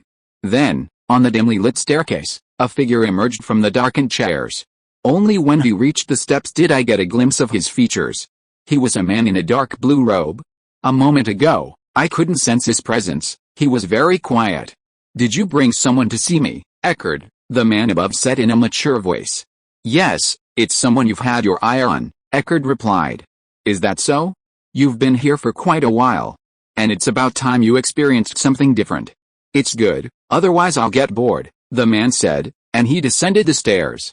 Then, he slowly walked over to me. "Are you the general?" I asked. "Indeed," the other replied. "Why, as a general, are you alone in this room? It's 2 o'clock in the afternoon. Everyone's gone to their work, and I'm quite free," the general said. "Is that so? By the way, I didn't sense you here just now. Where did you come from?" I asked again. "I've been here since noon, but I don't like staying in one place, so I was sitting behind that chair when you arrived." "I see. I came here to ask you about the legends of this city, the brilliant Noctiluca fireflies, and the Land of Light. I just encountered one of them not long ago," I said. The general nodded slightly, and the two of them listened silently. Then I briefly told them the series of events that had brought me here. Chapter 110 about that place. After my explanation, the general and Eckerd both roughly understood the situation. As soon as he finished speaking, the general, who looked middle-aged and dressed in a blue robe, responded, "The Land of Glory does exist. I have been there and have seen golden bugs." "Your sister may have been taken to the Land of Glory," the general replied. "Really? In that case, what will happen to her?" Although the Land of Glory is hailed as one of the 7 unimaginable things on TV, it is a real place. "Then can I go there too?" I asked. "If you are destined to, you can go there. It is a special place." "Then what about my sister?" "I don't know. I'm not that powerful. Besides, that place is a place that even a high-ranking official like me cannot order to enter casually. The Land of Glory has many restrictions and constraints on us and other parts of the world. Just like the restricted area in the central area." "Really? With such a strong restraining force, isn't that place closely connected to the world? Why has it become like a legendary place now?" I asked. "It was a very natural outcome. The people of the Land of Glory are all sons of glory, favored by the God of Glory. This is a myth few believe these days. People like us, after generations of inheritance, have only just begun to learn a little about it. Those in higher positions, constrained by limitations, may know a bit. The God of Glory holds a place among the 4 realms of earth, sky, and sea. Many of the world's higher-ups know something about it, but whether they believe it or not is another matter." Hearing this, I said, "If that's the case, it shouldn't be such a distant place." General Lin Sheng was silent for a moment before continuing. 800 years ago, a tragic event occurred. If you're interested, I'll share some information." "No, let's get to the point." "What happened to that place?" I replied. "It was destroyed. It used to be a small country, but now it's the Land of Glory. The kings of the past had a contract with the God of glory, and their spirits and bodies remain sealed to this day. Perhaps they still have unfulfilled wishes, and they're still agitated today. General, my sister is also a radiant form, and we don't know what will become of her. Perhaps we have no choice but to go there. Can you tell me how to get there? I said. Your sister's whereabouts are still unknown. Why not wait a day or two before making a decision? The general replied. At this point, Eckert said, exactly. General Lin Sheng is right. Investigators at the border of Clay City are currently conducting a comprehensive investigation into your missing sister. If there's no news within a day or two, it won't be too late to make a decision. Hearing this, I also felt that he had some truth in his words. There was a possibility that my sister would return soon. After all, they had previously said that the trip to the land of radiance would be very short, but they had already reneged on the promise. I couldn't believe the golden bug's words were true. That's true, but it's better to prepare as soon as possible. Regarding how to get to the land of glory, well, I'll tell you about that later. Theoretically, the land of glory is located on the other side of the earth from us, in a special location in the southern hemisphere near the equator. That's quite far, that's true, but there's a quick way to get there nearby. You've probably been there before, right by the mirror pond. The rest is up to you. I'm leaving now, the general said, and walked towards the gate. We watched him leave in silence, and then Eckert and I followed suit. He then explained how to get to the land of glory and allowed me to leave the general's residence. He didn't have any special instructions for me, but instead offered some assistance. Afterward, I found a hotel near the general's residence to stay. I had finally settled some matters regarding my sister, but I still had other things to do. After visiting the general's residence and settling down somewhere nearby, it was already dusk. I sat on the bed by the window and called my sister. A moment later, the call connected. Hello, is this Lan Yu? Yes, isn't my brother back yet? The schedule has changed. Shuho is missing. I'm looking for her, I said. Missing? What happened? Yes, Shuho was taken away by that golden bug. It was incredibly fast. I couldn't catch up at all. After a pause, Lan Yu sighed softly and said, I told you to be careful about things like that. Is this what happened? I had nothing to say. Being criticized on the phone was deserved. I couldn't complain. I really can't help it. Where is the location? Tell me and I'll be there right away. Lan Yu, aren't you still in school? Don't worry, I'm always available. I then told her the location, Clay City, and my residence next to the general's mansion. At 7:30 in the evening, there was a knock on the door where I lived. I went to open it and saw my sister. She was still in her school uniform and carrying a duffel bag, as if she had made considerable preparations. At that moment, she also walked in. I stood aside and watched, unsure of what to say. I closed the door after her arrival. Then, I turned around and saw her already standing before me. Our eyes met, and she suddenly slammed into me with her suitcase, knocking me back a distance. A return gift from before, no, a punishment. The impact was quite powerful, a shock that shook me both physically and mentally. That hurts. Never mind. This is good. I'd be even more scared if you kept your mouth shut. Sister, don't mess around like that again. I adjusted myself and said, that depends on the situation. Lan Yu put her luggage on a nearby chair. After sorting it out, I sat on the sofa nearby. Lan Yu pulled something out from the suitcase. I quickly saw it was a package, likely food. I guess you didn't have dinner, brother, so I brought it here. Eat it now, my sister said, placing the food on the table. I didn't. You even considered that? Really impressive. I hadn't eaten anything since last night. She did a good thing. She's complaining of being tired or fainting mid-journey. I don't want to see anything like that happen, huh? The phenomenon she described wasn't just a casual remark, it had happened to her in her past training. You're welcome. I'm your sister. Eat first. I just got here and haven't showered yet. Wait a minute, change clothes, and then we'll discuss shui hui, Lan Yu said, heading to the bathroom with a change of clothes. I followed her instructions and began eating now. After a while, we finished our respective tasks and sat down on the sofa in the living room again. How did Shui Hua disappear? Lan Yu asked. The details are a bit complicated. As the person involved, I began to give Lan Yu a general account of what happened. My sister understood my explanation very well, and in no time, she had a general understanding of the situation. Then I told her the whole series of events surrounding the general's visit to the general's mansion, from beginning to end. It sounds like the golden bug and the general are somehow connected. Waiting a day isn't a problem. Get ready.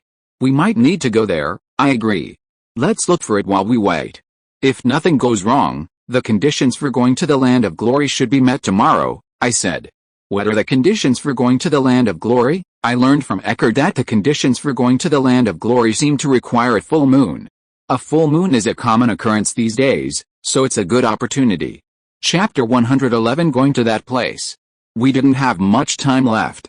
That night, some of the city's Mecha units had already begun searching for our sister. With my sister missing, the only thing Lan Yu and I could do was to find her. If we couldn't find her, we'd have to consider heading to that location tomorrow. We failed to find her. At midnight, I gazed at the brilliant full moon over Clay City and silently pondered, this full moon will last until tomorrow, and the day after tomorrow, too. That was just one of the conditions for us to reach that location. After that, Lan Yu and I spent the night in our respective rooms. The next morning, we woke early. My sister was already awake by 5:30, and I woke around 6 o'clock.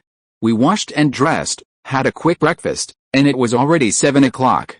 At that moment, I called Eckhart to check in with him about the search team and my sister's condition. We haven't found any information about your sister yet. It's possible she was taken to that town. Just in case, we'll send more search teams to the area around this city today to conduct a further search. You'll just have to wait a day, really? Thank you for your kindness, but we've already agreed that if we can't find her, we'll set out for that place tonight, I replied. Lan Yu, who was standing beside me, heard my words clearly, and she added, don't stop the search. Even after we get there, we'll keep searching. That's right, I quickly replied. I heard you. Rest assured, the search will continue. But if you plan to set out tonight, I won't stop you, Eckhart said on the other end of the line. Really? That's good. Thank you for your assistance, Mr. Eckhart. I hung up. As Eckhart suggested, waiting another day wouldn't hurt. It would be more appropriate. The full moon night would probably last a few more days, according to the calendar. We're going tonight for 2 reasons. First, my sister has been missing for 2 days, and if things continue like this, it's going to be very troublesome. Second, if we reach the Land of Glory, the general has told me there's a special mirror somewhere called the Night Moon Mirror, a treasure said to be able to reveal the whereabouts of those we desire. If we reach the Land of Glory quickly, and if we can't find Shui Hui, we can use the Night Moon Mirror's power to locate her. That's the plan. Therefore, we decided to act quickly. After spending the morning and afternoon of this day, and into the evening, we still have no information about my sister. Therefore, we're about to set off for the Land of Glory, starting with a mountainous forest area bordering Clay City and reaching the Mirror Pond there. To open the gateway to the Land of Glory, in addition to the full moon, a person with the necessary abilities must perform a ritual. Only those with the necessary abilities can successfully complete the summoning ritual and open the gate to the Land of Glory. At this point, it was my sister who was to conduct the summoning ceremony. We didn't rely on the help of the general's mansion. This was her suggestion. She expressed confidence in her ability to complete the ritual and requested that the general's mansion not interfere with our journey to the Land of Glory. The search would continue. Why would Lan Yu do such an unethical thing? It's because Lan Yu maintains a subtle attitude toward the general's mansion's people, perhaps sensing the possibility of ulterior motives. This is why she made this decision. My sister's ability to judge people is quite good. She surpasses me in many aspects, including her cultivation. We finally reached the Mirror Pond in the forested area. We walked through the trees and arrived at the pond. Looking up, we could see the full moon high in the sky. As expected, it was full today. All we had to do was prepare for the ceremony as planned. Is everything okay, Lan Yu? Probably. Lan Yu and I said this, and we both headed towards the pond. At that moment, a golden figure streaked across the sky. It indeed caught our eye, passing directly overhead. Is that a golden Noctiluca? I asked. Is that the one that carried away the water? Lan Yu also gazed at the golden insect in the night sky. At that moment, that insect was above the woods where we were having class, moving back and forth like lightning, flickering back and forth, as if watching us from nearby. The glow emanating from that golden insect was slightly different from the one we had seen before. The previous one was golden yellow, but this one, while still emitting a bright light, had a slightly greener hue. Strange, a little different from the one I saw last time. It was golden yellow, but this one has a greener hue, I said. But that must be the golden Noctiluca, one of the 7 wonders. No matter how you look at it, it's clear. The energy emanating from that insect is vastly different from that of ordinary creatures, Lan Yu said. Suddenly, she soared into the air, a flash of white gold light, and flew in the direction of the golden insect. Seeing this, the insect flashed and moved to the other side. Lan Yu now stopped at the location where the golden glowworm had originally been, atop a large tree. It's really fast. If it escapes, we won't be able to catch it, Lan Yu said. I've said that before, but what if it's just a question, Lan Yu said, and the white gold light from her body emanated again. Like a sound wave, it surged forward at an astonishing speed. Lan Yu approached directly from above, landing at the top of a large tree just below the golden glowworm's position. She glanced at the golden glowworm above and said, "Is it okay to call you Golden Noctilucent? I have a question for you. Did you meet a girl a while ago and take her somewhere?" Hearing this, and recognizing the intention conveyed by the girl below, which was not intended to offend, but rather a word of respect, the golden insect shook its head at the girl. Then, it transformed into a streak of golden light, shimmering across the night sky like a flash of lightning and vanishing in the blink of an eye. Lan Yu reluctantly descended from the tree, straightened her clothes, and said, "The splash of water has no direct connection to the golden luminescent insect we just saw. I have other questions, but it's gone." "Really? I'm also certain it wasn't the same one we saw before. There must be other Noctiluca," I said. "Are there so many?" Lan Yu asked, puzzled. "I don't know. Anyway, let's prepare for the ritual," I said. Lan Yu and I headed back toward the pond. "I keep sensing a nasty aura near us," Lan Yu said as we walked. "Really?" I expressed confusion. "I didn't sense any other humans around, except for us. Of course, if they were highly skilled, that would be another matter. I'm not sure, but our journey might not be simple," Lan Yu said. She reached the edge of the pond, slowly bent down, and reached out her hand into the water. Ripples slowly spread. And Lan Yu reached back. "Next, let's begin." Her eyes shifted, becoming more serious and focused. Needless to say, I understood that I shouldn't say anything superfluous right now. I remained focused, silently gazing at the scene before the pond. Lan Yu, at this moment, began to chant a mantra softly and rapidly. A cyan blue light gradually illuminated her surroundings, until ripples began to form above the surface of the water. The water was pulsing, and under the moonlight, it shone with a golden glow. A vortex gradually formed, then enveloped by golden light, transforming into what looked like a road junction. A moment later, Lan Yu opened her eyes and slowly stood up from the ground. "Did it work?" "Yes, that's the road junction leading to different places. Remarkable. It's just a matter of sincere prayer. For a practitioner with the necessary conditions, it's not particularly difficult," Lan Yu said. We each stared at the intersection, silent for a moment. I said, "Let's go." "Yes." We then stood together in front of the passage emerging from the water. I took Lan Yu's hand, and we walked in together. Nearby, beside a large tree in the woods, a red figure silently observed the scene before them. Its long, crimson hair and pupils watched everything unfold. At this moment, after Li Xingze and Li Lanyu entered the tunnel of light, another figure slowly appeared from another direction, near the mirror pond. This figure wore a gray cloak, a headband, and a cloth suit, and had long, silver hair. The man thought he was probably Ickard. A moment later, after ensuring a certain time difference, he again opened the gates to different locations with different rituals and walked through them. Chapter 112, Lowest Town. Following the illuminated passage, we soon came upon a gate. A different light shone from it, revealing the other end of the passage. We walked toward it and passed through the gate, revealing a golden town. It wasn't a gold town, but rather the surrounding ground, even the buildings, yellow, seemingly made of mud. We were standing high up in the mountains, with a view of the town in the distance. It must be a very ancient city, far inferior to the new century capital we had lived in not long ago. "Is that the town you've heard about?" Lan Yu asked. "It seems it's similar to the glorious township the general mentioned," I replied. "In that case, let's head down the mountain," Lan Yu said. I nodded in agreement. It seemed that after passing through the passage, we arrived at a mountainside. While we could see the town, we couldn't see the entire view. It seemed to be quite large. We descended the mountain path, taking nearly half an hour to reach the foot of the mountain. Then, we headed towards the road leading to the town. After a short walk, we arrived at the town's main gate. We immediately walked through. The town's streets looked much like what we'd seen from the mountainside, lined with ancient loess houses, each only about 3 stories high. The streets were also made of loess, appearing even more primitive than the countryside where I'd previously lived. As we walked along the streets, we could see many people nearby. Some wore gowns and robes, their hair covered by hoods.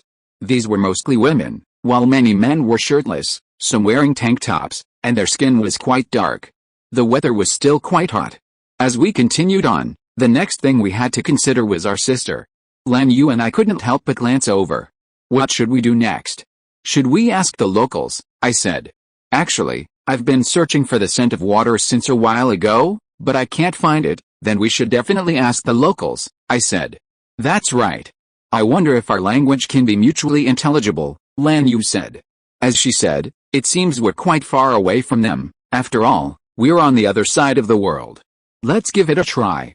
Even if we're outsiders, there should be guides there, I said. Well, how about we find a restaurant or something and ask, Lan Yu suggested. Let's do that, I agreed. As we continued our conversation, we felt a lot of stares. It seemed like many people were paying special attention to us. Perhaps it was because outsiders like us were rare, or perhaps it was something else. I'd heard from the general that outsiders were rarely seen here. What should we do? Those people seem to be keeping an eye on us. Are we suspicious? I whispered to Lan Yu as we walked. Probably. Our clothes are too different from theirs and stand out. But we're not here to do anything bad, so there's no need to be sneaky, even if you do, I said. Now, all around us, eyes were fixed on us. We glanced around, unable to meet their gazes. We all lowered our heads slightly, and walked more quickly. This is really troublesome. What are those guys doing? Let's get going, Lan Yu said, looking down. There seems to be a large restaurant up ahead. Let's go there, I said. Not far from us was a restaurant that looked quite large, so I walked towards it. As we reached the door, we could see quite a few customers inside. There was a counter nearby, which should be the cashier, so we headed towards it. We reached the counter, where a man in a white robe stood. I greeted him, and he looked at us, initially in surprise. Then, as if realizing we weren't from here, he took out a menu and placed it in front of us, gesturing with his hand as if asking us to order. Lan Yu and I paused for a moment, wondering what we should do in the face of this situation. We were telling each other what we meant. Hello, can you understand our language? I asked the owner. The man in the white hat and robe nodded and said, I know. We occasionally get tourists here. I've been to many countries, and I understand your language. Really? That's great. Boss, have you seen a girl around her age with a red headband lately? I pointed at Lan Yu. A girl? A girl dressed similarly to this one? I haven't seen her lately, the man in the white robe replied. Really? And about, just as I was about to continue, the man in the white robe interrupted me. Order some food first. I know you're from outside, and there are quite a few local specialties here. Let me recommend some. He began to explain the menu, and we couldn't refuse, so we ordered a few dishes. If you have any questions, I can introduce you to someone who speaks your language. The man in the white robe took the menu and walked to a room at the back of the restaurant. We then took a vacant seat and sat quietly, awaiting our specialties. The owner's earlier promise to introduce us to someone fluent in our language was quite thoughtful. As we sat, we could see the strange looks from everyone around us, though they weren't as intense as before, though they would occasionally glance our way. Isn't this place welcoming to outsiders? Lan Yu asked. Don't be too quick to say, this isn't where we've lived for a long time, I said. Well, maybe there's something else, something more special, Lan Yu said. I couldn't say anything yet, there were still so many things I wasn't familiar with. After a while, the owner came over, carrying a tray of utensils and food. Enjoy your meal, he said, placing the food in front of our table. Okay, he said, then walked off to the room behind the counter. Under these circumstances, we began to eat. The specialty seemed to be colorful and nutritious dishes like fruit platters. It was something we all loved. We can only take it one step at a time. After we finish this, we'll ask the owner about the introducer, Lan Yu said. Indeed, we continued our meal, and after a while, when we were almost finished and about to pay, A group of people suddenly entered from the side doorway. They were dressed differently from the others, looking like members of the military, and they were approaching us. The leader was a middle-aged man in his early 50s, with a wrinkled face and a dignified demeanor. They entered in 2 neat columns, attracting the attention of the other guests, many of whom gathered around us. What happened? I asked. Lan Yu silently observed the scene before her. It seemed those people were targeting the 2 of us who were sitting there. We remained seated at the table, watching the 2 lines approach. For a moment, without a clear communication line, we didn't know what to do. At this time, the boss in the white robe came over. Seeing him, I asked him, "Do you know what these people are doing here?" He nodded and said, "Yes, I contacted him. Didn't I say I would introduce you to someone who can communicate with you? That person is right in front of you," the boss said, pointing to the middle-aged man with a long beard standing in front of me. Chapter 113 Palace. At this moment, the elderly man in a white robe approached and said, "You don't seem to be from here. Where are you from?" This elderly man, who could communicate with us, was surrounded by a number of others. He didn't look like someone who was simply fluent in language. Watching us, Lan Yu and I couldn't relax. After a moment, I said, "It's truly rare to find someone who can talk to us. We're from the other side of the world, and were recently in the New Century capital." New Century capital? Isn't that? The elderly man paused. The people around him were all talking. We couldn't understand what they were saying, so we just watched in silence.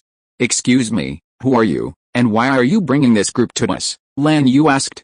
A young man wearing a headdress standing next to the white-robed elder said, "Excuse me. The person standing before you is the priest of this glorious township, the one responsible for maintaining order here." "A priest? We're from overseas and aren't very familiar with this place. Please forgive any mistakes." Although I didn't understand what a priest represented, I spoke for Lan Yu. "Well, one of our purposes here is to find a girl," Lan Yu added. "Really? If you have a purpose for coming here, I think you should come with me first," the white-robed elder said. "Priest, where are you taking us?" I asked. "To our temple," the white-robed elder said, making way for us. I wondered if this meant we had to choose whether to follow them there. Given our current situation, there wasn't much choice. In this atmosphere, disobeying them, uninvited, could lead to trouble. The people standing before us all looked serious, so we didn't dare say anything. "Go there. Can you tell me some information about my sister?" I held out a photo of my sister and showed it to the priest. The white-robed elder took one look and said, "Oh, this girl is your sister, but she's also a glorious citizen." "Glorious citizen? What do you mean?" "Isn't she your sister?" I replied. "She's a descendant of a glorious citizen. That's not particularly rare. Glorious citizens are found all over the world. If you're interested, come with us. We won't force you." With that, the white-robed elder began to walk out of the shop. We nodded, deciding to head for the palace. Followed by guards, we followed them. After a while, we arrived at a palace. It was more dignified and stately than the other houses. The surrounding architecture was exquisitely and neatly constructed, and it was quite spacious. 2 massive sandstone statues flanked the gate, seemingly guarding it. We followed the white-robed elder into the palace, where several guards stood guard. Inside the palace gate lay a large courtyard, with several houses in front. We followed the white-robed elder to a large house on the right and walked all the way inside. At the invitation of the white-robed elder, I sat on a cushion on the floor inside the house. The white-robed elder sitting in front of me said, "I see that you are not ordinary people, nor are you residents here. Your purpose is to find my sister, right, priest? As you said, we are here to find the girl in this photo." I pointed to the photo and said, "Yes, priest. Have you seen the girl?" Lan Yu said again. Hearing this, the white-robed elder shook his head slightly and said, "No, I have never actually seen the person in the photo." "Why do you think she is in this town?" "Because the golden bug that appeared in the sky above the New Century capital not long ago has met my sister many times recently and said that it would lead her to the land of light. It also said that it would take me with it, but in the end the golden bug took my sister away alone on the way," I explained. Golden bugs are occasionally messengers responsible for welcoming foreign guests. "I don't remember any plans to welcome anyone here recently," the white-robed elder said. "Hey, but the bug did take my sister away. According to our judgment, it is most likely that it came here." I said, "That's not quite right. The possibility you mentioned is just a personal guess. I'm afraid it's very likely an illusion. Do you really think she is in our town? Said the white-robed elder. Hearing this, Lan Yu and I couldn't help but think about it. After a moment of silence, I said, it's true that I can't confirm it, but we are here to find my sister's whereabouts. Before we came, we heard that there is a treasure here called the Moonlight Mirror, which can reveal the location of people or things we want to know. As soon as the words fell, the young man with a hairband beside the white-robed elder suddenly said, the Moonlight Mirror is not something that anyone can touch, let alone people like you who come from other places. At this time, the white-robed elder also stopped the impulsive young man and said, I heard you say that you are residents of the New Century capital. Can you show me the relevant documents? Hearing this, we nodded in agreement and showed the relevant documents to the professional inspectors standing nearby. After a moment, after their confirmation, the inspectors also conveyed the information to the white-robed elder. After reaching a conclusion together, the inspectors withdrew. You are residents of the New Century capital, and you hold a certain social status. What does this mean? Don't you understand? The white-robed elder asked. What? Long ago, that city made an agreement with us. No one can trespass on our territory without permission. Of course, that was just an agreement, meant to prevent outsiders from disrupting our rules. It doesn't mean we don't welcome anyone here. I'd heard this from the general. There were indeed such restrictions, but we didn't bother to think about it. Because of the girl's disappearance, we're forced to come here. Please forgive us, I said. Violating the rules means accepting the corresponding punishment. That's common sense, said the young man with a headband beside him. Just as he was about to move forward, the white-robed elder reached out and stopped him, saying, Dart, those two aren't malicious. Even if they did, there's no need for you to intervene. They're not ordinary people. Hearing this, the young man calmed down and slowly retreated to the back. The guards did the same. Many of us understood the priest's intentions. If we acted recklessly, we might suffer disastrous consequences. The priest before us was no ordinary man. His words clearly showed that he had seen a great deal about us, perhaps far more than we could have imagined. Priest, thank you for your kindness. What should we do now? How can we find my sister? Lan Yu asked the priest. You are all drawn here by fate, and I will not let you go back. Using the Moonlight Mirror is a good way to find my sister. However, if you can pass the trial here, you can also visit the Moonlight Mirror and activate the treasured artifact to search for her, the white-robed elder said. We all nodded in agreement. Then let us accept the trial, I said. Yes, we accept, Lan Yu agreed. Seeing this, the white-robed elder simply nodded. This so-called trial is to test your worthiness to enter the temple where the Moonlight Mirror resides. Let's prepare to depart this afternoon. Chapter 114 Trial. In the afternoon, we followed a white-robed elder toward the trial's location, located within a cave. Led by the white-robed elder, we quickly arrived at the cave. It was located near the surrounding mountains, surrounding the town. We stopped at the cave's entrance. The trial is just ahead, the white-robed elder said. Hearing this, I inquired, what kind of trial is this? The trial is taught by the non-humans in the cave. You'll only know once you enter. Non-humans, what exactly is inhabiting that cave? I asked. I can't tell you. Do you want to go, or not? The white-robed elder offered a choice. We will go. Thank you, priest, for your explanation, Lan Yu said. I nodded in agreement. The white-robed elder nodded silently. Then we headed toward the cave. Inside, it was pitch black, and the path was narrow. Lan Yu and I approached cautiously. After walking a distance, the surroundings grew darker, and the rear entrance was no longer visible. Lan Yu, it's very dark here. Are there any lights or anything? No, let's keep going. Since this is a trial, we don't need to prepare anything special, Lan Yu said. So we continued walking deeper into the cave. For cultivators, unnecessary suspicion is unnecessary. We would eventually understand what the other party's trial was. We continued forward, and before we knew it, strange red and blue lights flickered around us. I couldn't tell where these lights came from, and I couldn't see their source. I wanted to ask Lan Yu, but turned around and saw that no one was around me. I couldn't see Lan Yu, nor could I sense her presence. I feared she had vanished without my knowledge. Perhaps this was a trial, I couldn't help but think, so I didn't panic. I simply continued walking. After a while, I gradually sensed someone waiting ahead. I walked in their direction, and a moment later, At the front of the cave, a faint red light shone, and I saw a figure there. At this point, I stopped and looked at the figure. "Young man, why are you here?" the figure spoke. Hearing this, I replied, "I'm here to reach the location of the night moon mirror. I heard from the priests here that I'm here to undergo the trial." "What will happen if you find your sister?" the red figure replied. "I just want to find her." "Why? Did she ask you for help?" "No, but she's my sister." "What's wrong with finding someone from my family to take home?" "Very well, then. Accept the trial." As the red figure spoke, his form gradually vanished. I stood still, motionless, when a fiery red figure appeared before me. It was a humanoid figure, clad in black. Its features were unclear, though its body was ablaze with flames. Suddenly, it stretched out its arms and attacked me, pouncing on me. Its hands clamped around my neck, as if to strangle me. A faint howl emanated from its lips, and it seemed quite hostile. The scorching grip of his hands burned and agonized me, and I couldn't help but push him away, pushing hard. "What are you doing?" I managed. "I'm about to kill you." "Don't ask me why, I don't need it, damn it." I collapsed to the ground and kicked him, sending him tumbling to the side. Just as I was about to stand, he'd grabbed one of my legs. My foot, now scorching hot from his grip again, was lifted and flung against a rock face.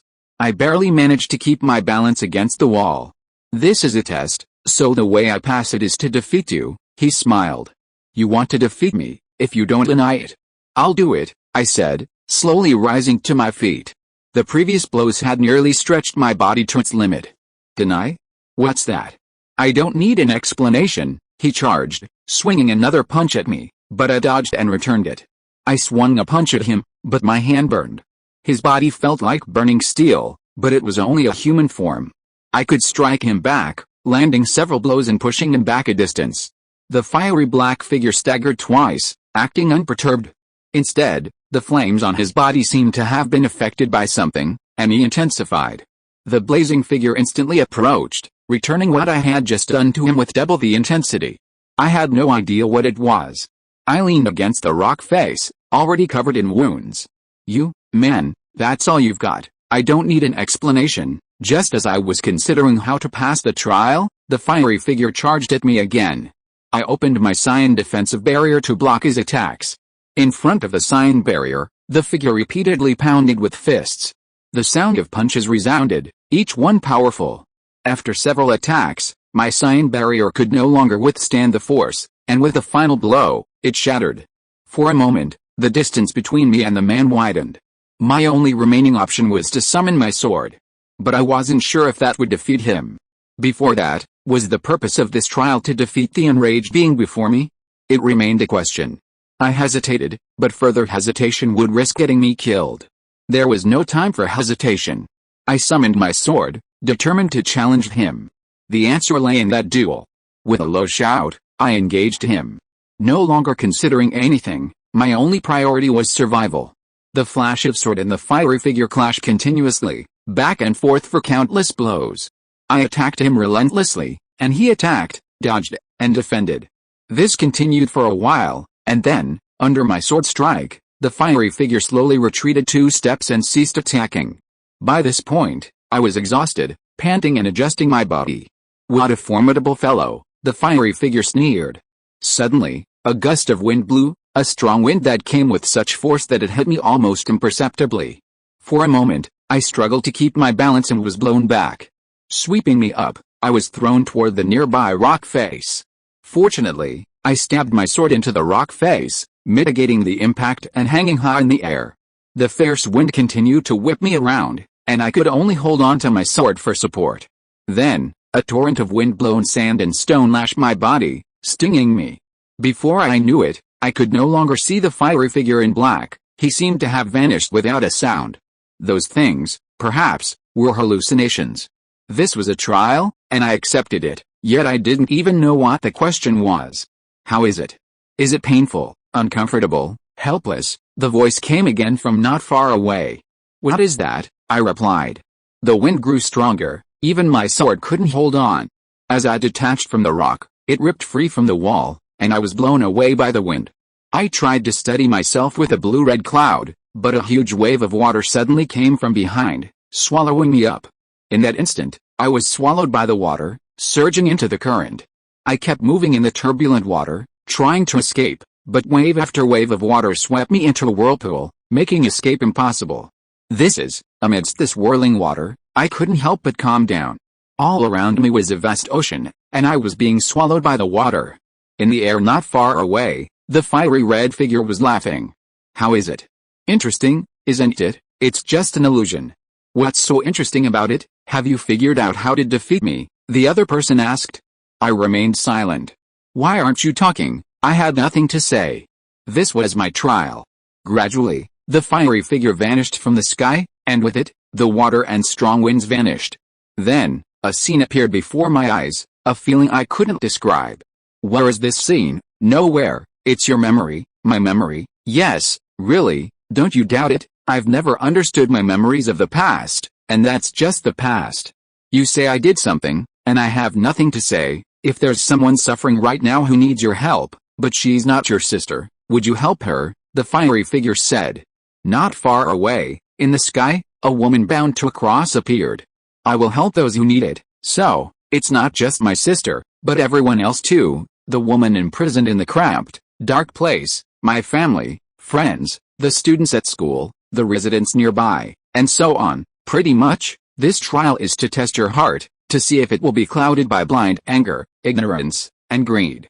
It's a difficult one, but if you can endure it, you're doing well. Really? It was really difficult, I said, wiping my sweat. Generally speaking, you've passed the trial, the other party said. Thank you for your guidance, I nodded. The other party nodded as well.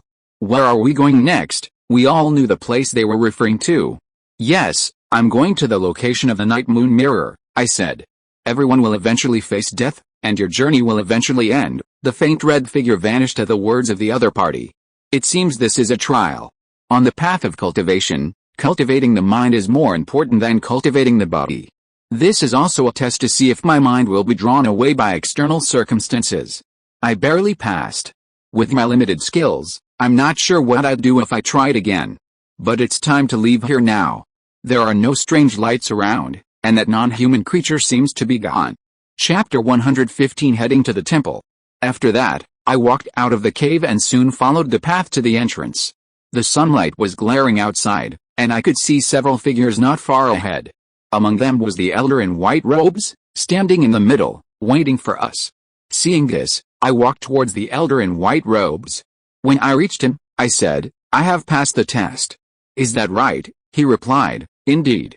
A subtle glow emanates from your arm. That's proof. I looked at my hand. On my right hand, a faint golden rune seemed to be emitting a faint glow. This is proof of passing. What's the point? It's a symbolic sign, meaningless, the white-robed elder said. Meanwhile, several of his followers were discussing something, many appearing surprised. One said, outsiders who pass the trials in this cave can directly enter the depths of the temple. But even for us here, the pass rate is less than 50%, so, I can already reach the night moon mirror, I said. Exactly, the white-robed elder said. How is the girl I went in with? I asked the elder again. She should be coming out soon, so we waited at the entrance for a moment. Soon, I vaguely saw a figure exiting the cave entrance. I quickly recognized it as Lan Yu. Seeing her exit the cave, I looked in her direction. How is it? Hearing this, Lan Yu stretched out her hand and said, passed. At this time, the white-robed elder slowly walked to the front of us and said, very good, you have all completed the trial, and you can go to the temple next. Okay, then let's go as soon as possible, I said. The white-robed elder nodded. The temple is in the deep mountains next to Guanghu Township. It will probably take half a day to walk there. If you don't mind, let's go back to the palace and rest for a while, and set off tomorrow. Tomorrow, we are in an emergency now. I hope to know the whereabouts of my sister as soon as possible, I responded after hearing this. As brother said, we want to go as soon as possible, Lan Yu said. The white-robed elder was silent for a moment after hearing this, and said, okay, it's unexpected that you can pass the trial and go to the temple. We haven't made any mental preparations yet, just tell us the location, we can go by ourselves. No, there are guards near the temple. It is difficult to enter without formal permission. Next, Jack, da-da-da, the white-robed elder said, calling the names of several followers on the side. Yes, the young man in gray robes replied. You will lead them to the Radiant Temple, understood? Then let's return to the palace, the white-robed elder said, and he and his remaining followers headed in another direction. A moment later, the young man with the hairband following the white-robed elder suddenly had an idea and said to the white-robed elder, Priest, I've just remembered something. Can I leave now? Yes, I can, but please think carefully before you act, the white-robed elder agreed meaningfully. The young man with the hairband then headed in another direction, making a detour toward the temple. He wanted to see the two men heading for the temple. The white-robed elder understood this somewhat, but he had no control over what was happening, so he had to let them go. Lan Yu and I, accompanied by our two guides, Jack and Dadada, headed westward, deep in the mountains. Radiant Township, surrounded on all sides by mountains, lies in a remote area nestled within the hills. Mr. Dadada. How far do we have to go to reach our destination? I asked. Based on our current route, we'll arrive around 8:30 p.m. We can't take public transportation or other means of transportation, Lan Yu asked. Jack, the man next to Dadada, was speaking something we couldn't quite understand. It must be the local dialect, but it sounded like he was contradicting Lan Yu's words. At this point, Dadada, who was standing nearby, overheard and explained, this sacred land of glory doesn't allow other humans to use public transportation, as it would damage the environment. Then, what about using environmentally friendly methods like flying? I asked. Jack seemed to understand what I was saying, but he continued to speak in dialect. Dadada explained, the path to the Radiant Temple should be taken step by step, showing respect to the temple and the mountain spirits. Too much haste wouldn't be a good idea, really? Then let's take it one step at a time. As long as we can reach it tonight, that's fine, I said.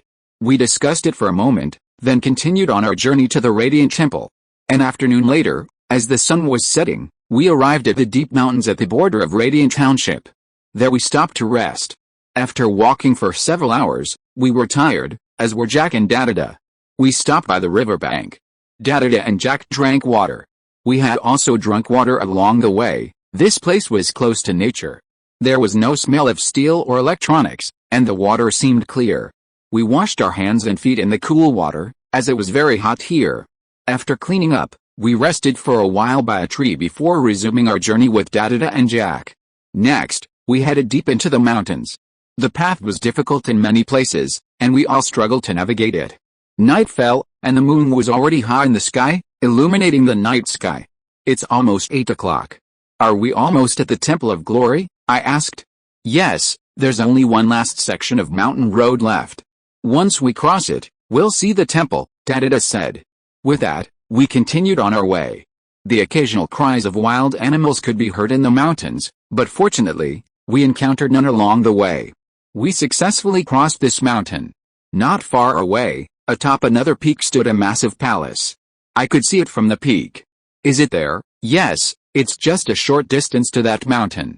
We'll cross over the bridge over there. Okay. With that, we made our way to the high bridge connecting to the other peak, crossed the steep bridge, and after another section of mountain road, we arrived at the foot of the Temple of Glory.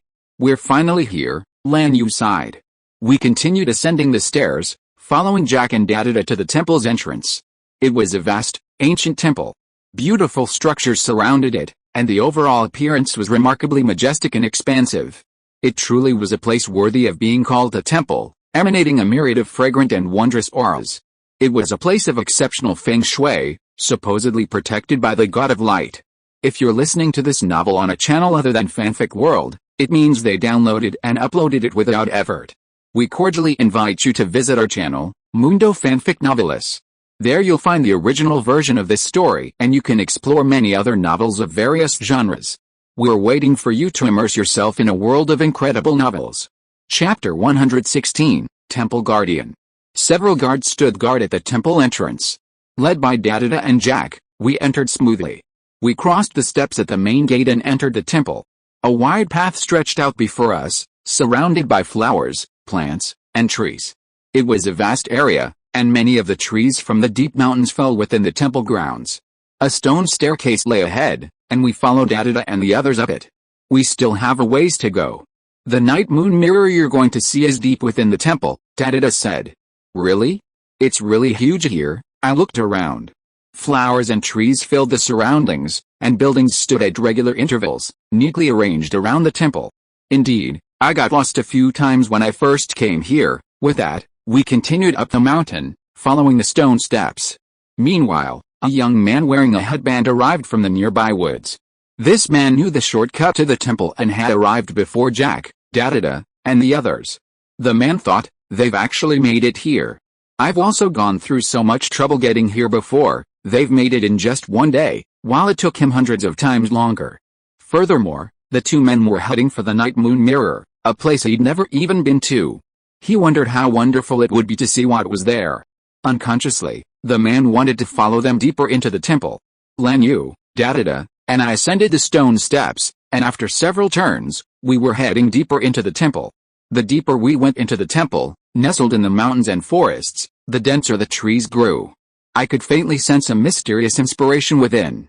After a long journey, we arrived at the entrance to the Night Moon Mirror. Jack then spoke again, but we couldn't understand what he was saying. The moon is beautiful tonight. Our deity, the goddess of luminosity, is the goddess of moonlight, and now shines down upon this temple and upon us, Dadada said, looking up at the sky. Hearing this, Lanyu said, as you said, the moonlight here is very gentle. Staying here brings a sense of tranquility. It's a truly wonderful place. Then let's go inside, to the moon temple, Dadada said. We all nodded in agreement and followed the two towards the entrance. This place was called Moon Temple, as the sign read. Inside, a stone passageway resembled a cave. However, the space inside was much larger, and although somewhat dim, it was significantly different from a typical cave. As we walked along, we found numerous stone statues lining the tunnel. Some wore armor and held precious objects, some had wings on their backs, some held Vajra, and some sat in lotus position. These numerous stone statues were clearly visible, illuminated by the oil lamps hanging on either side of the tunnel. The stone statues were covered in dust, and their appearance showed they had been here for many years. Who are these stone statues? I asked. They are the guardian deities here, hundreds of years old, Dadada replied. The pervasive spiritual energy suggests that gods often reside here, Lanyu said. As you said, within this temple there are guardian deities who have long resided, protecting this place, Dadada said. We continued on, and soon reached the end of the passage. Ahead was a red door. We all stopped there. Just ahead is the main hall of the Moon Temple.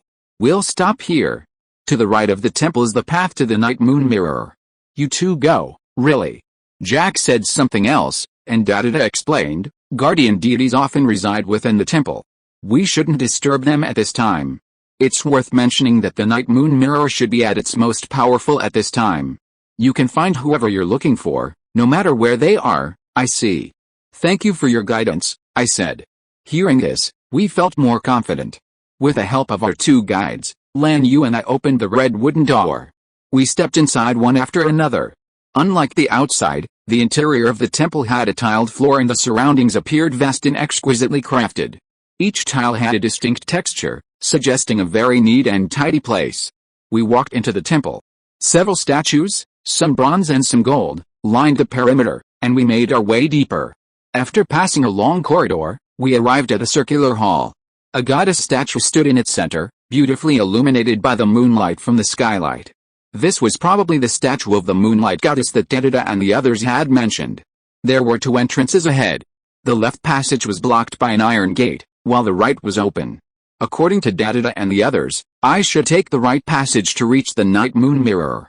We circled the pool surrounding the goddess statue, heading from left to right. As we walked, I spotted a massive image carved on the left wall.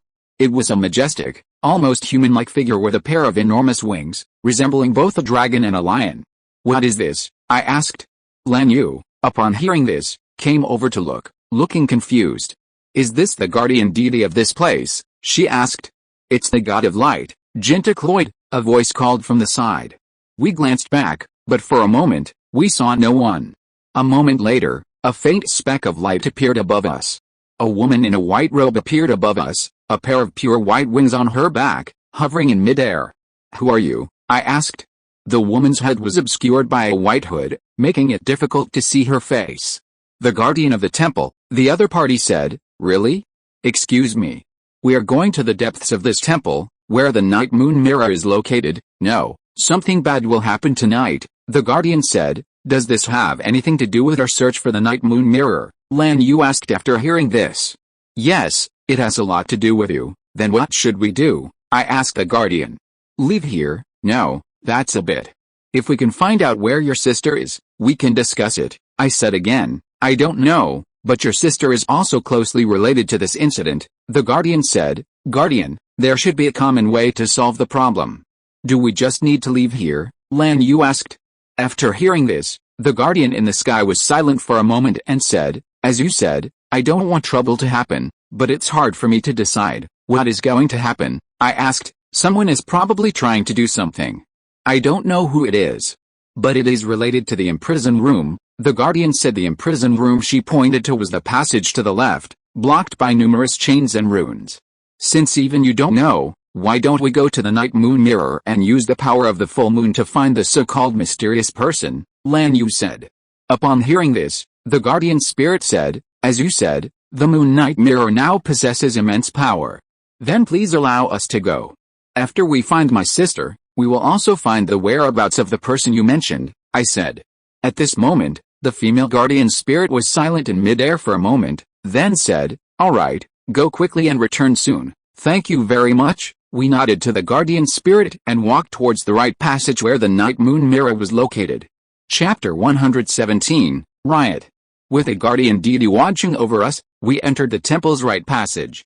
Inside, we found a cave-like area, dimly lit except for a faint blue glow ahead. We didn't know where the light came from, so we simply continued along the cavernous surface, heading towards the night moon mirror in the temple's main hall. Outside the nearby door, a figure approached.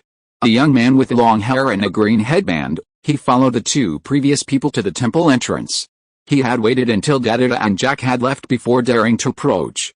After observing the temple from outside for a while, he decided to enter.